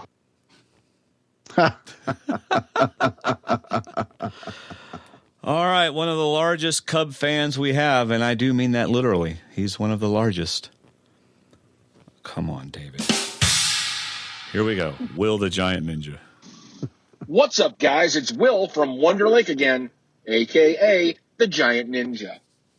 Well, I finished watching the episode about 4 minutes ago. I had to watch it today because the Cubs were on last night in an elimination game that they happened to win, so we're still alive, staying alive, like Spencer Bledsoe, staying alive. Hopefully it doesn't end like Spencer's Kagayan season. Nonetheless, here we are in a great season of Survivor, post-swap, and I wanted to let you know a few things. Number one, my very first thoughts with the new swapped tribes, and then I have a couple of things to say. Number one, with the new blue tribe, the new heroes tribe, my very first thought was Alan or Ashley are toast. One of them is going home because they do not get along. They have no reason to stay loyal to each other. The healers do get along, do have a reason to stay loyal to each other, and I just couldn't see Ashley and Alan drawing a line in the sand and sticking up for each other. So one of them was gone. Number two, the yellow tribe, the new healers tribe, Rourke is gone. And that's unfortunate because I like Rourke, but no way. Ryan and Allie are going to stay close to each other, and they're going to pull Chrissy in because Chrissy has that connection with Ryan, and Rourke is done. Number three, the red tribe, the new hustlers tribe. I think it's Lauren who's gone. The healers are absolutely going to stick together, and I think they're going to keep Ben in an effort to keep their tribe strong. That was my initial thought upon seeing each of the three new tribes. But that didn't necessarily play out that way, as we can see with the benefit of hindsight. Joe. Way too wolfy. I mean, I love it. I love watching him play the game. I love everything about his game from a TV perspective. But from a game perspective, he's just coming across too wolfy. The very moment he told Devin that the heroes were out to get him and throw him out, that just seemed weird. Because, number one, it's not believable. Why would one pair want to team up with another pair to get rid of one? They absolutely would want the one to get rid of the other pair if they were indeed a solid pair. But number two, when Devin responded to Joe, wait, both of them or just Alan? My gosh, Joe, there was a spotlight on that. The answer is, Alan, just Alan. Had you done that, Joe, it might have worked. He might have believed that Alan was out to get him. But the moment you corrected him, when Devin asked, wait, both of them or just Alan? And you correct, no, both of them. That was the end of that little plot, and that's exactly how it played out. But more importantly, Joe, why no idol dig? You knew where the idol was buried at the yellow beach. Why didn't you look to see if it was there at the blue beach? Now, maybe you did and it wasn't, and therefore it didn't make for good TV, but I sure expected to see you looking for an idol and maybe even finding another one. Number two, the secret advantage found by Jessica. There's a lot going on there. Number one, Jessica telling Cole, which I found interesting. And number two, Jessica telling Dr. Mike, which I found even more interesting. But let's get beyond that. Cole telling everyone, are you kidding? What is wrong with you? Man, every week. Come on. Cole, 2 words, say them with me, word vomit. Stop word vomiting. Just close your mouth. Please. Close your mouth. But more importantly, how Jessica played that secret advantage, who she was going to give it to. She wants to keep her healers safe on the new Blue Tribe, so she gives it to Devin? Are you kidding me? You want to keep your 2 healers safe, so you take away the vote of the swing vote? Now, I know that in reality, that worked out because that was one of 3 votes that were coming for your healer. But there was a very real possibility that that was the vote that tipped the scales in favor of your healer. That Devin decided to go with your former healers and vote 3-2, and you took that 3-2 advantage away.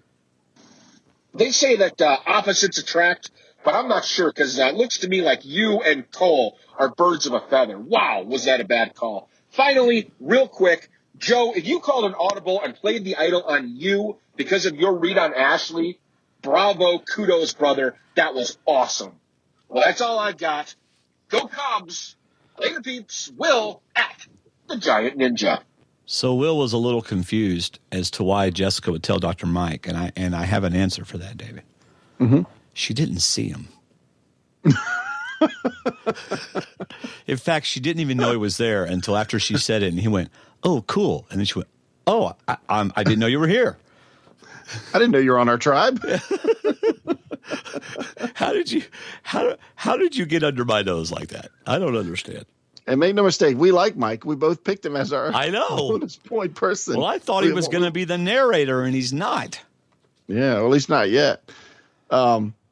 So I you can tell by listening that our listeners and the feedback we get is very much like what Dwayne and I say, which is just more proof that we're just 2 regular guys just talking about the show we love. But I think Will's point about giving it to Devin could even imply to what Shelley said about Jessica secretly wanting to flush his idol. You know, even if Devin was voting with Joe and Desi, he could still possibly flush Joe's idol out of the game. Yeah. So, well, Will has a second feedback that is going to confuse the heck out of all of us. Okay. So here we go. Where is Will's second one? Right beside Kieran's. Here it is. What's up, guys? It's Will from Wonder Lake again. And I just had an epiphany, and I thought it was maybe worth noting. If you guys have been talking about this for the last hour, feel free to just ignore it. But on the off chance that this is new information or a new way to look at it, Joe's idol play, once it was a 2v2 and it was clearly a 2v2, I think that his idol might have meant that both him and Desi were immune. And hear me out. I was thinking about it as a Final Four situation, but it really wasn't a Final Four. It was a 5. Just because Devin didn't get to vote doesn't mean Devin wasn't there and he wasn't immune. They could have voted for Devin. So I think a tie in that scenario, 2v2, 2 votes on Joe and 2 votes on Alan, or 2 votes on Ashley, or 2 votes on Desi, whatever. It doesn't matter.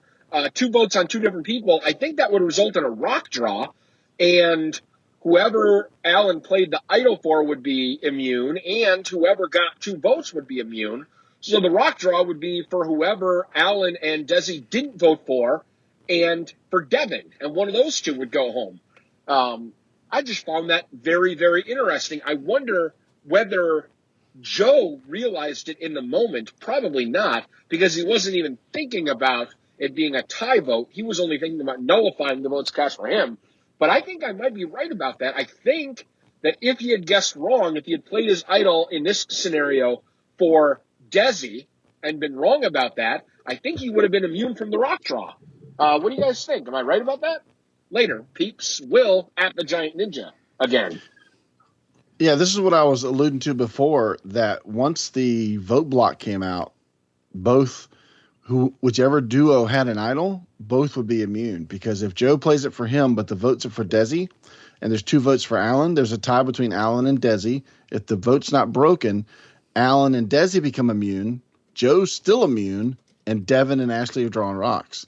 But if he plays the idol for himself and the votes were on him, the votes don't count, and it's whoever they voted out. Yeah. So once the vote block came up, whichever team had an idol, that whole team was going to be immune. Yeah. That was pretty smart. It was very fortunate it worked out the way it did. You know, rock talk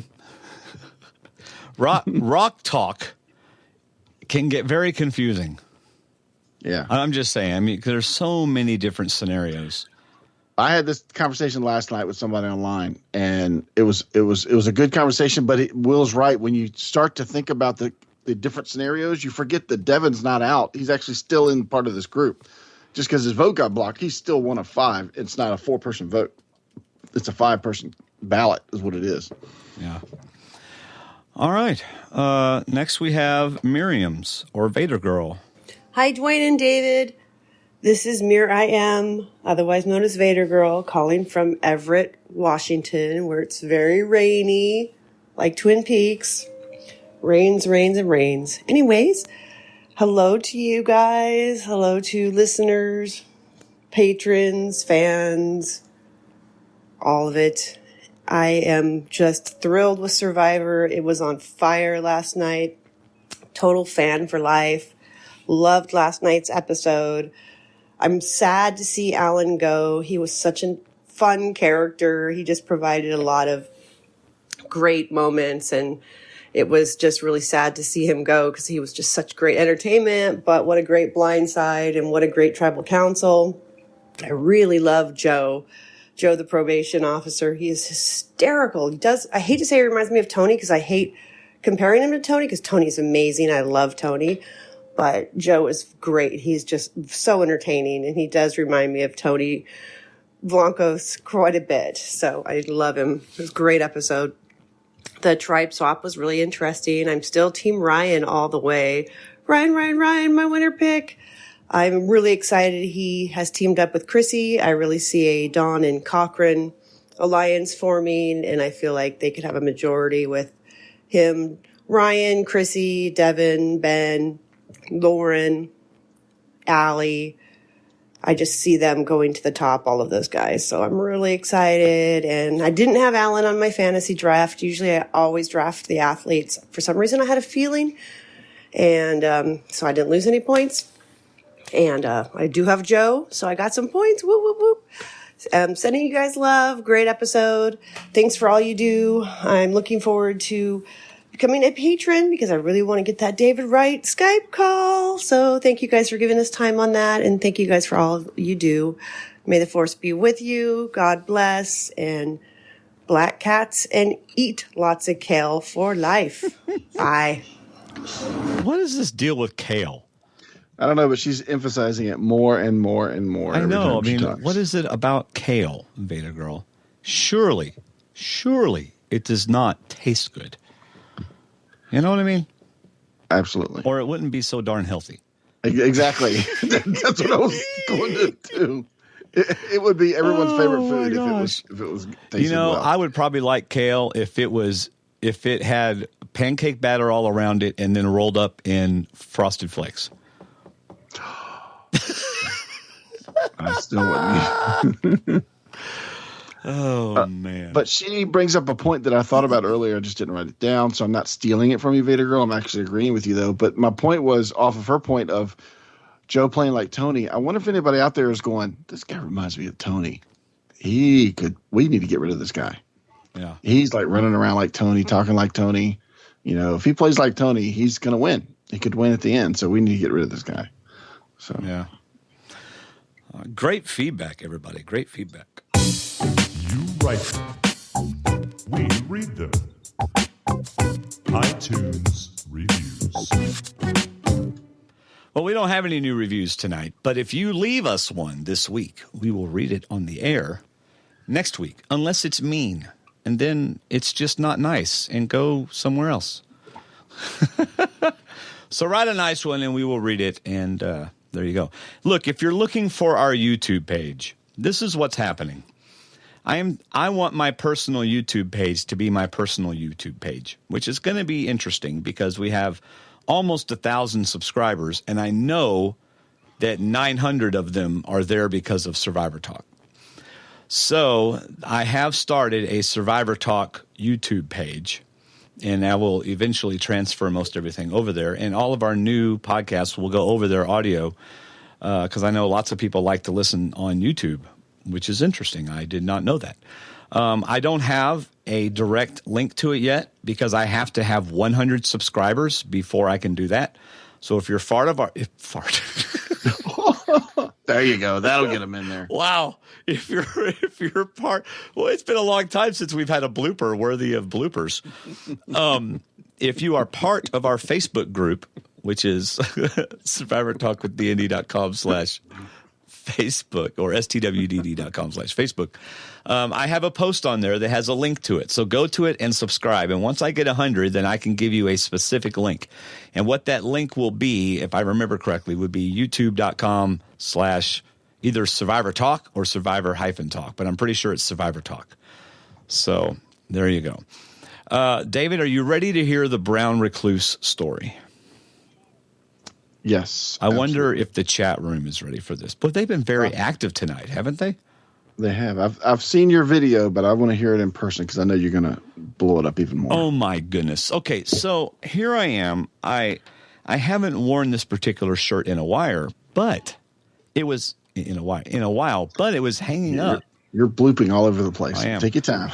But it was hanging in my closet, right? So surely it's protected from brown recluse legs. No. But I don't know. I don't know what happened. All I know is I put on my shirt at 7 o'clock that morning, went to work. I come home at like 12:30 to have lunch. I come in, I get my lunch, I go upstairs, I sit on the couch, and within 1 minute, David, less than a minute, I feel right on, like just to the left of your buttons on your shirt, you know, your button-down shirt, I feel like a piece of lint. And I'm like, I don't remember that being there. So, and I touched it from the outside first. I can't believe I didn't get bit. And then I stuck my fingers in there. Luckily, I didn't look, or I would have freaked out.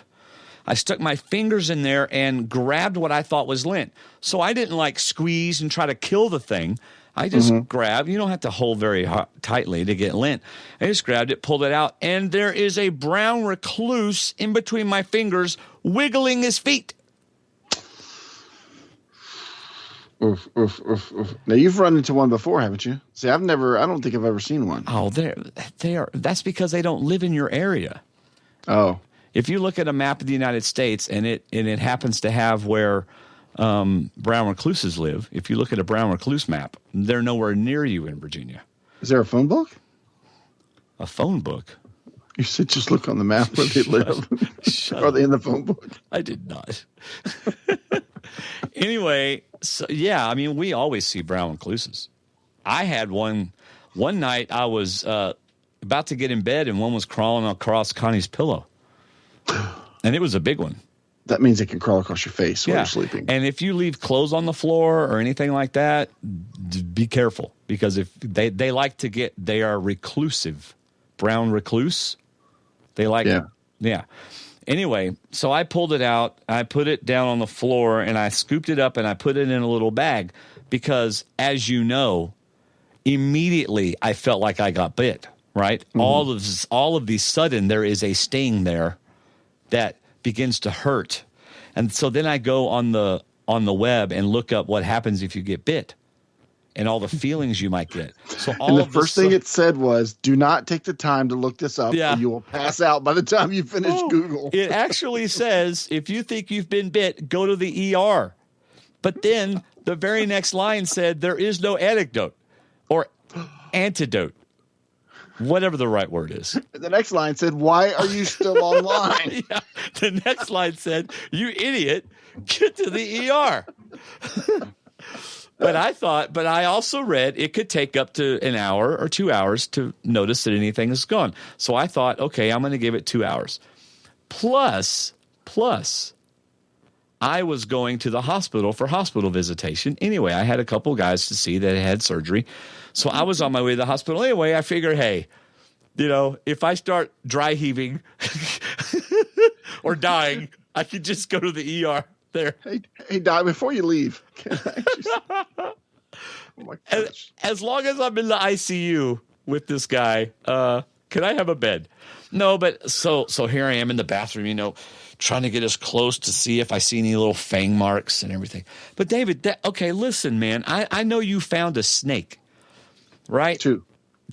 And that would freak me out. But the snake wasn't crawling on you, and it wasn't a poisonous snake. So I don't know. Chat room, do I win? If we were having a competition, would I win?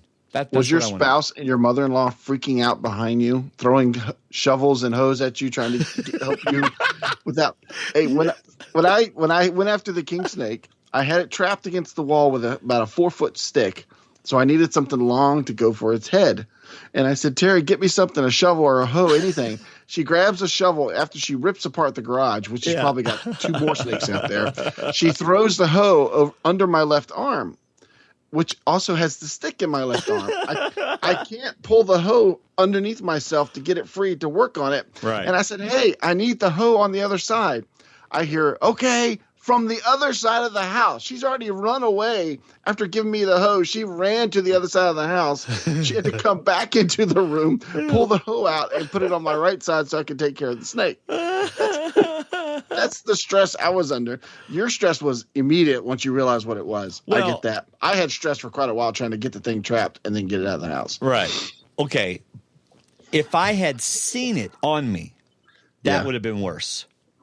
Because let's say I had unbuttoned that top button. God forbid he would have already bitten me if I did that, right? Yeah. And I looked in and I saw a brown recluse spider walking on my chest. You know what my reaction would have been? I would have hit my chest as hard as I could and hope I don't die from hitting my chest so hard.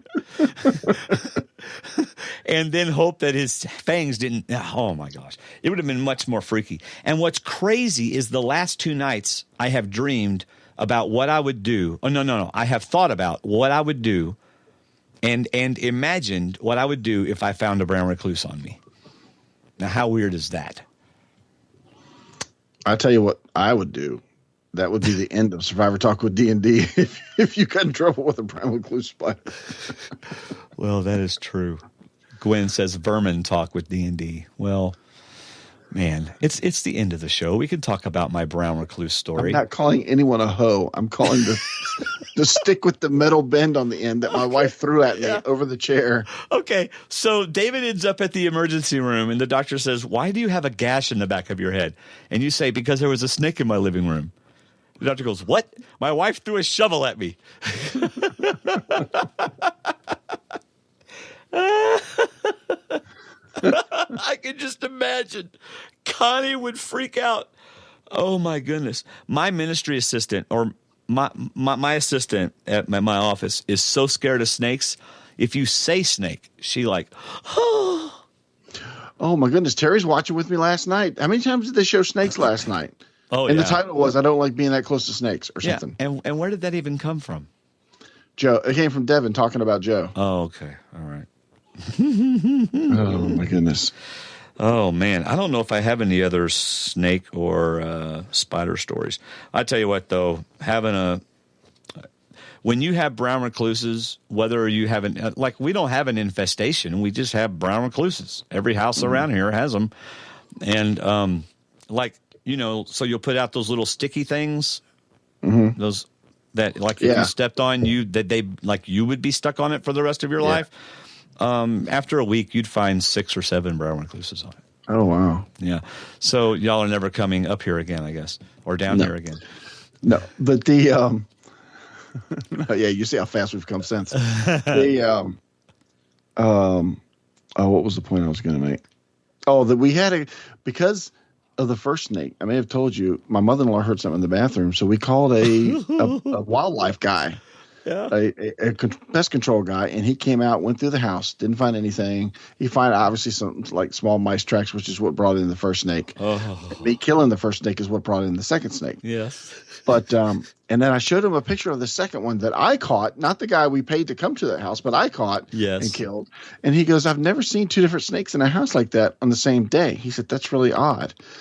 And but when he came back and went in the attic, he found a snake skin. No.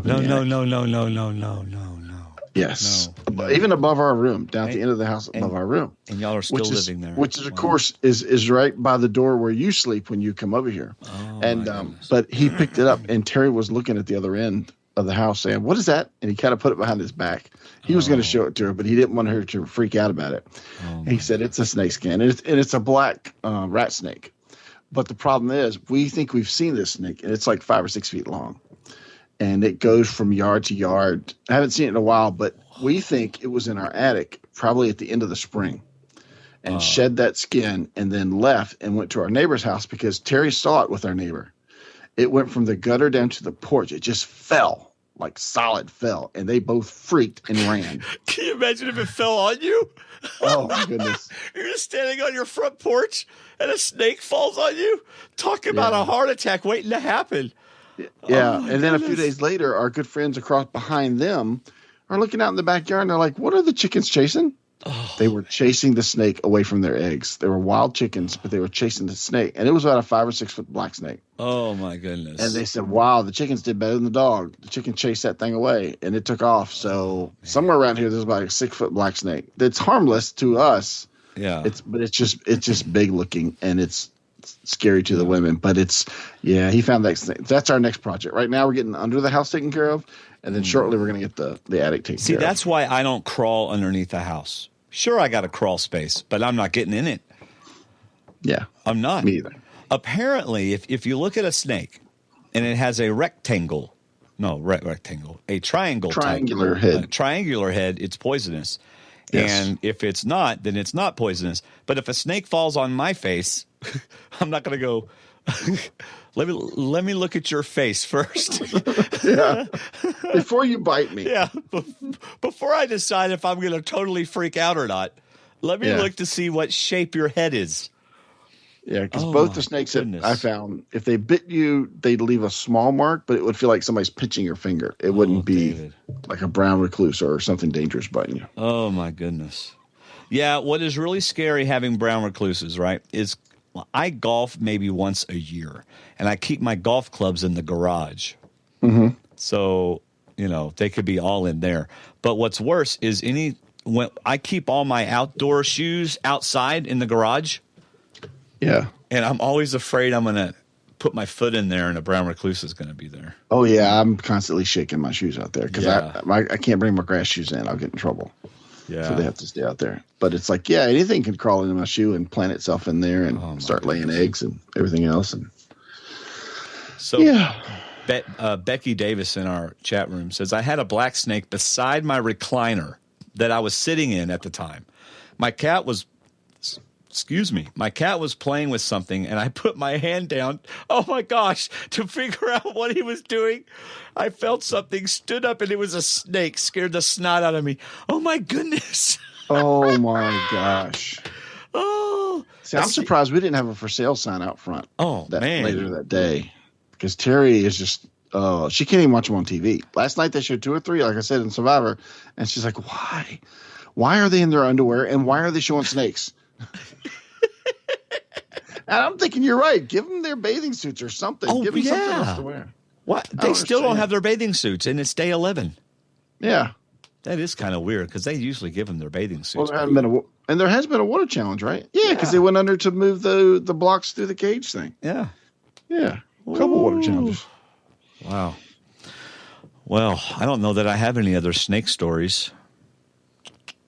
So Gwen says, one time I listened to a podcast about crickets, and then a cricket showed up in my bathroom. I was scared to listen to the podcast about psychopaths. Nice. Yeah, that's a good one. Now, we moved here. Our first house, we didn't have any snakes, but we live near the Dismal Swamp. Plus, we live near a new neighborhood being built back there. So I know things are being moved around. But I've probably killed 6 snakes since we've been here. Terry only knows about 3 of them. Yeah, and you're close to where they're building, right? Oh, yeah. So I'm like probably a good 1-iron or a driver from what they're building. That means a lot of mice, and mice attract snakes. Yep. And snakes attract other snakes. I'm surprised you don't have mice all over the place. We probably do. Yeah, they hide well. David, right now there's a snake behind you. Anyway. No, I can see behind me. It's a light. Yeah, that's right. It's a halo. Oh, everybody, thank you for listening, chatting in the chat room. This was a whole lot of fun. Mixlr.com and mixlr.com/Survivor Talk is where we did our show tonight. It's where we did it live. You can listen and chat. We had a pretty good group in the room tonight, and it was a lot of fun. So thank you so much for being part of that. Thank you for sharing our show with others. Thank you for having fun in the Facebook group. Thank you for visiting our website, stwdd.com, for shopping Amazon with our links, for leaving feedback, all kinds of stuff. And a special thank you to our D&D patrons, because we couldn't do the show without you. So thank you very much. Yeah. And if you don't know about our other two podcasts, D&D Podcasting is who we are. We do Movie Talk with D&D, and we just finished season 1 of Stranger Things in our third podcast, Rewind Fast Forward with D&D. Now look, the show comes out in what's the date today? Comes out Friday. Next Friday. Oh, my goodness. So now's the time to catch all of our episodes. I think we had 7 or 8 episodes of Rewind Fast Forward. So all are available on our website, iTunes. 7, because we doubled up, I think, once. That's right. That's right. I say a week from tonight. It's a week from tomorrow. Yeah. So you're going to go back to finish your series. I'm watching right now Serenity, thanks to Dr. Jill from Survivor. I haven't seen Serenity. I don't know if I've seen that. Yeah, it's from, well, actually, it's Firefly. The series is Firefly. It's from Dr. Jill sent it to me, who played Survivor, Jill Beam, and it's really good. It's only one season, but it's good. Huh. For some reason, I'm rewatching Breaking Bad. I don't know why. But now I'm hooked again. And it's weird. I know I watched it all last time, but I'm in a season where I don't remember anything. So maybe I skipped that season. I didn't realize. What is there? Is there 7 total? I don't know. You can get lost in like season 2 or 3 or 5 or something. But yes, Vader Girl, this Sunday night, The Walking Dead returns. And what should be an action-packed season. Oh, my goodness. Gwen, I don't know when Psych Talk with D&D is going to start, because I have to watch it first. So I don't know. How long can Walking Dead go on? I mean, if you're invaded by zombies, then you're not going to survive. Unless you're Rick. But I think, and a guy at work agrees with you, they're trying to get people to move from The Walking Dead to Fear the Walking Dead. Oh, so it's second series. Or else they're going to bring it together, one or the other. I gave him okay. Gwen is stuck on this psych thing. She's yelling at me now. Yeah, start on season 2 though. Don't start on season 1. I can't do that. I had to start on season 1. Okay, well then endure season 1 and get to season 2. Why is 2 better? Just because they're into the flow a little bit better. They're kind of finding themselves out in the first season. But I think I would appreciate 2 better if I watched 1. Yes, okay. Go ahead and watch season 1. It is, I don't know if it's awesome sauce, as Gwen says, but it is good. She says it's awesome sauce.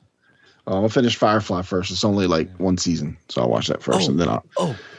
As long as we're talking TV stuff, the networks have finally got a decent show on. The Good Doctor is pretty good. Who is that? I don't know who he is. It's an autistic doctor. He's like 19 years old or something, or 20-something years old. Oh. It's actually pretty good. So, anyway. Oh, and the mayor's pretty funny. But anyway, I digress. The young guy, yeah. Yeah. I don't watch a lot of network TV. I don't either. Big Bang Theory. I think this is probably the last season or one more, if that. Yeah. And with network TV, I don't record too many network TV shows anymore. Okay, Vader Girl just brought something up that is really annoying me. Not her, but Star Trek is amazing. Okay, they have a brand new Star Trek series. They showed the premiere on network TV. CBS showed it on network, but you can only watch it if you pay for CBS All Access. $5 a month for me to watch one show? So the rest of the episodes are only on Access? Yeah, they've already got like 5 episodes out. I kept wondering why my TV wasn't recording them, because I was wondering the same thing. Because I kept hearing that episode 3, episode 4, and I'm like, no, there aren't. It's CBS All Access. Talk about a ploy. And Wow. apparently it's working because their all access has shot through the roof. For the Trekkies. That's right. But I'm not going to pay $5 a month to get it, or I'll wait until it's over and then pay $5 and watch it like Netflix and then cancel my membership. But the first episode was amazing. I mean, okay, it was better than network TV quality. It was cable TV quality or whatever. I only got to see the first 15 minutes. I haven't recorded, so I haven't finished the first episode yet. It is good. So, but now I'm going to be disappointed that I don't have access and to watch the rest of them. That's okay. Vader Girl's going to give us her all access password. Oh, cool. Maybe. I don't know. Oh, I told my wife that, though, and she got disappointed. Okay, you and I are just talking. We are giving them free access to our chat room, so you know. That's right. All right. Well, thanks, everybody, for listening. David, do you have any final words or predictions? That's not what you usually say. It says it right there. Any final words or predictions? Oh, I'm not reading notes anymore. I'm still in the chat room. That's okay. No final words, no predictions. Just another good episode of Survivor. Yeah. And next week's going to be as good as well. Oh, guess what I get to do tomorrow? Because we're just not. This is the show that never ends. It just goes on and on, my friends. Mm-hmm. I get to substitute tomorrow. My second time to substitute. What, a certain subject or just a class? Tomorrow I'm subbing for 6th grade math. No, 6th grade finance class, right? And then 12th grade Bible. Wow. So hopefully they will have a lot of stuff that says do this exactly, because I will blow the finance class. And the Bible class would be kind of cool because I know a lot about that. But I can see your finance class. www.amazon.com. Find the best deals. www.stwdd.com/Amazon. There you go. This is how you save your money. And be sure to use Amazon Prime. Oh, my goodness. Well, I subbed last night. Our worship pastor has strep throat, so I did praise team practice. I love the praise team practice. You're so good, David. But I get like $60 a day to sub and $30 for a half a day. Oh, I did it as part of my blessing, so I didn't get paid for it. Well, and yours was like an hour, and I'm doing 8 hours. So. Oh, yeah, definitely just an hour. Yeah, in fact, it was probably the fastest practice I've ever had. Right. Gwen says subbing is no joke. And you are right. I did not expect this. But the last time I subbed, I was exhausted at the end of the day, and all I did was sit in a chair and tell people what to do. That's all I did. And yet I was exhausted by the end of the day. Yeah, you're constantly doing it. Yeah, it's a mental exhaustion, yeah. Yeah, you don't get a break. And they're all, so rebellious and everything. All right. We're going to go. We're going to stop the podcast now. Everybody have a wonderful night. I'm not going to bring up another subject. Thank you for listening. That's all, folks. See ya. See ya.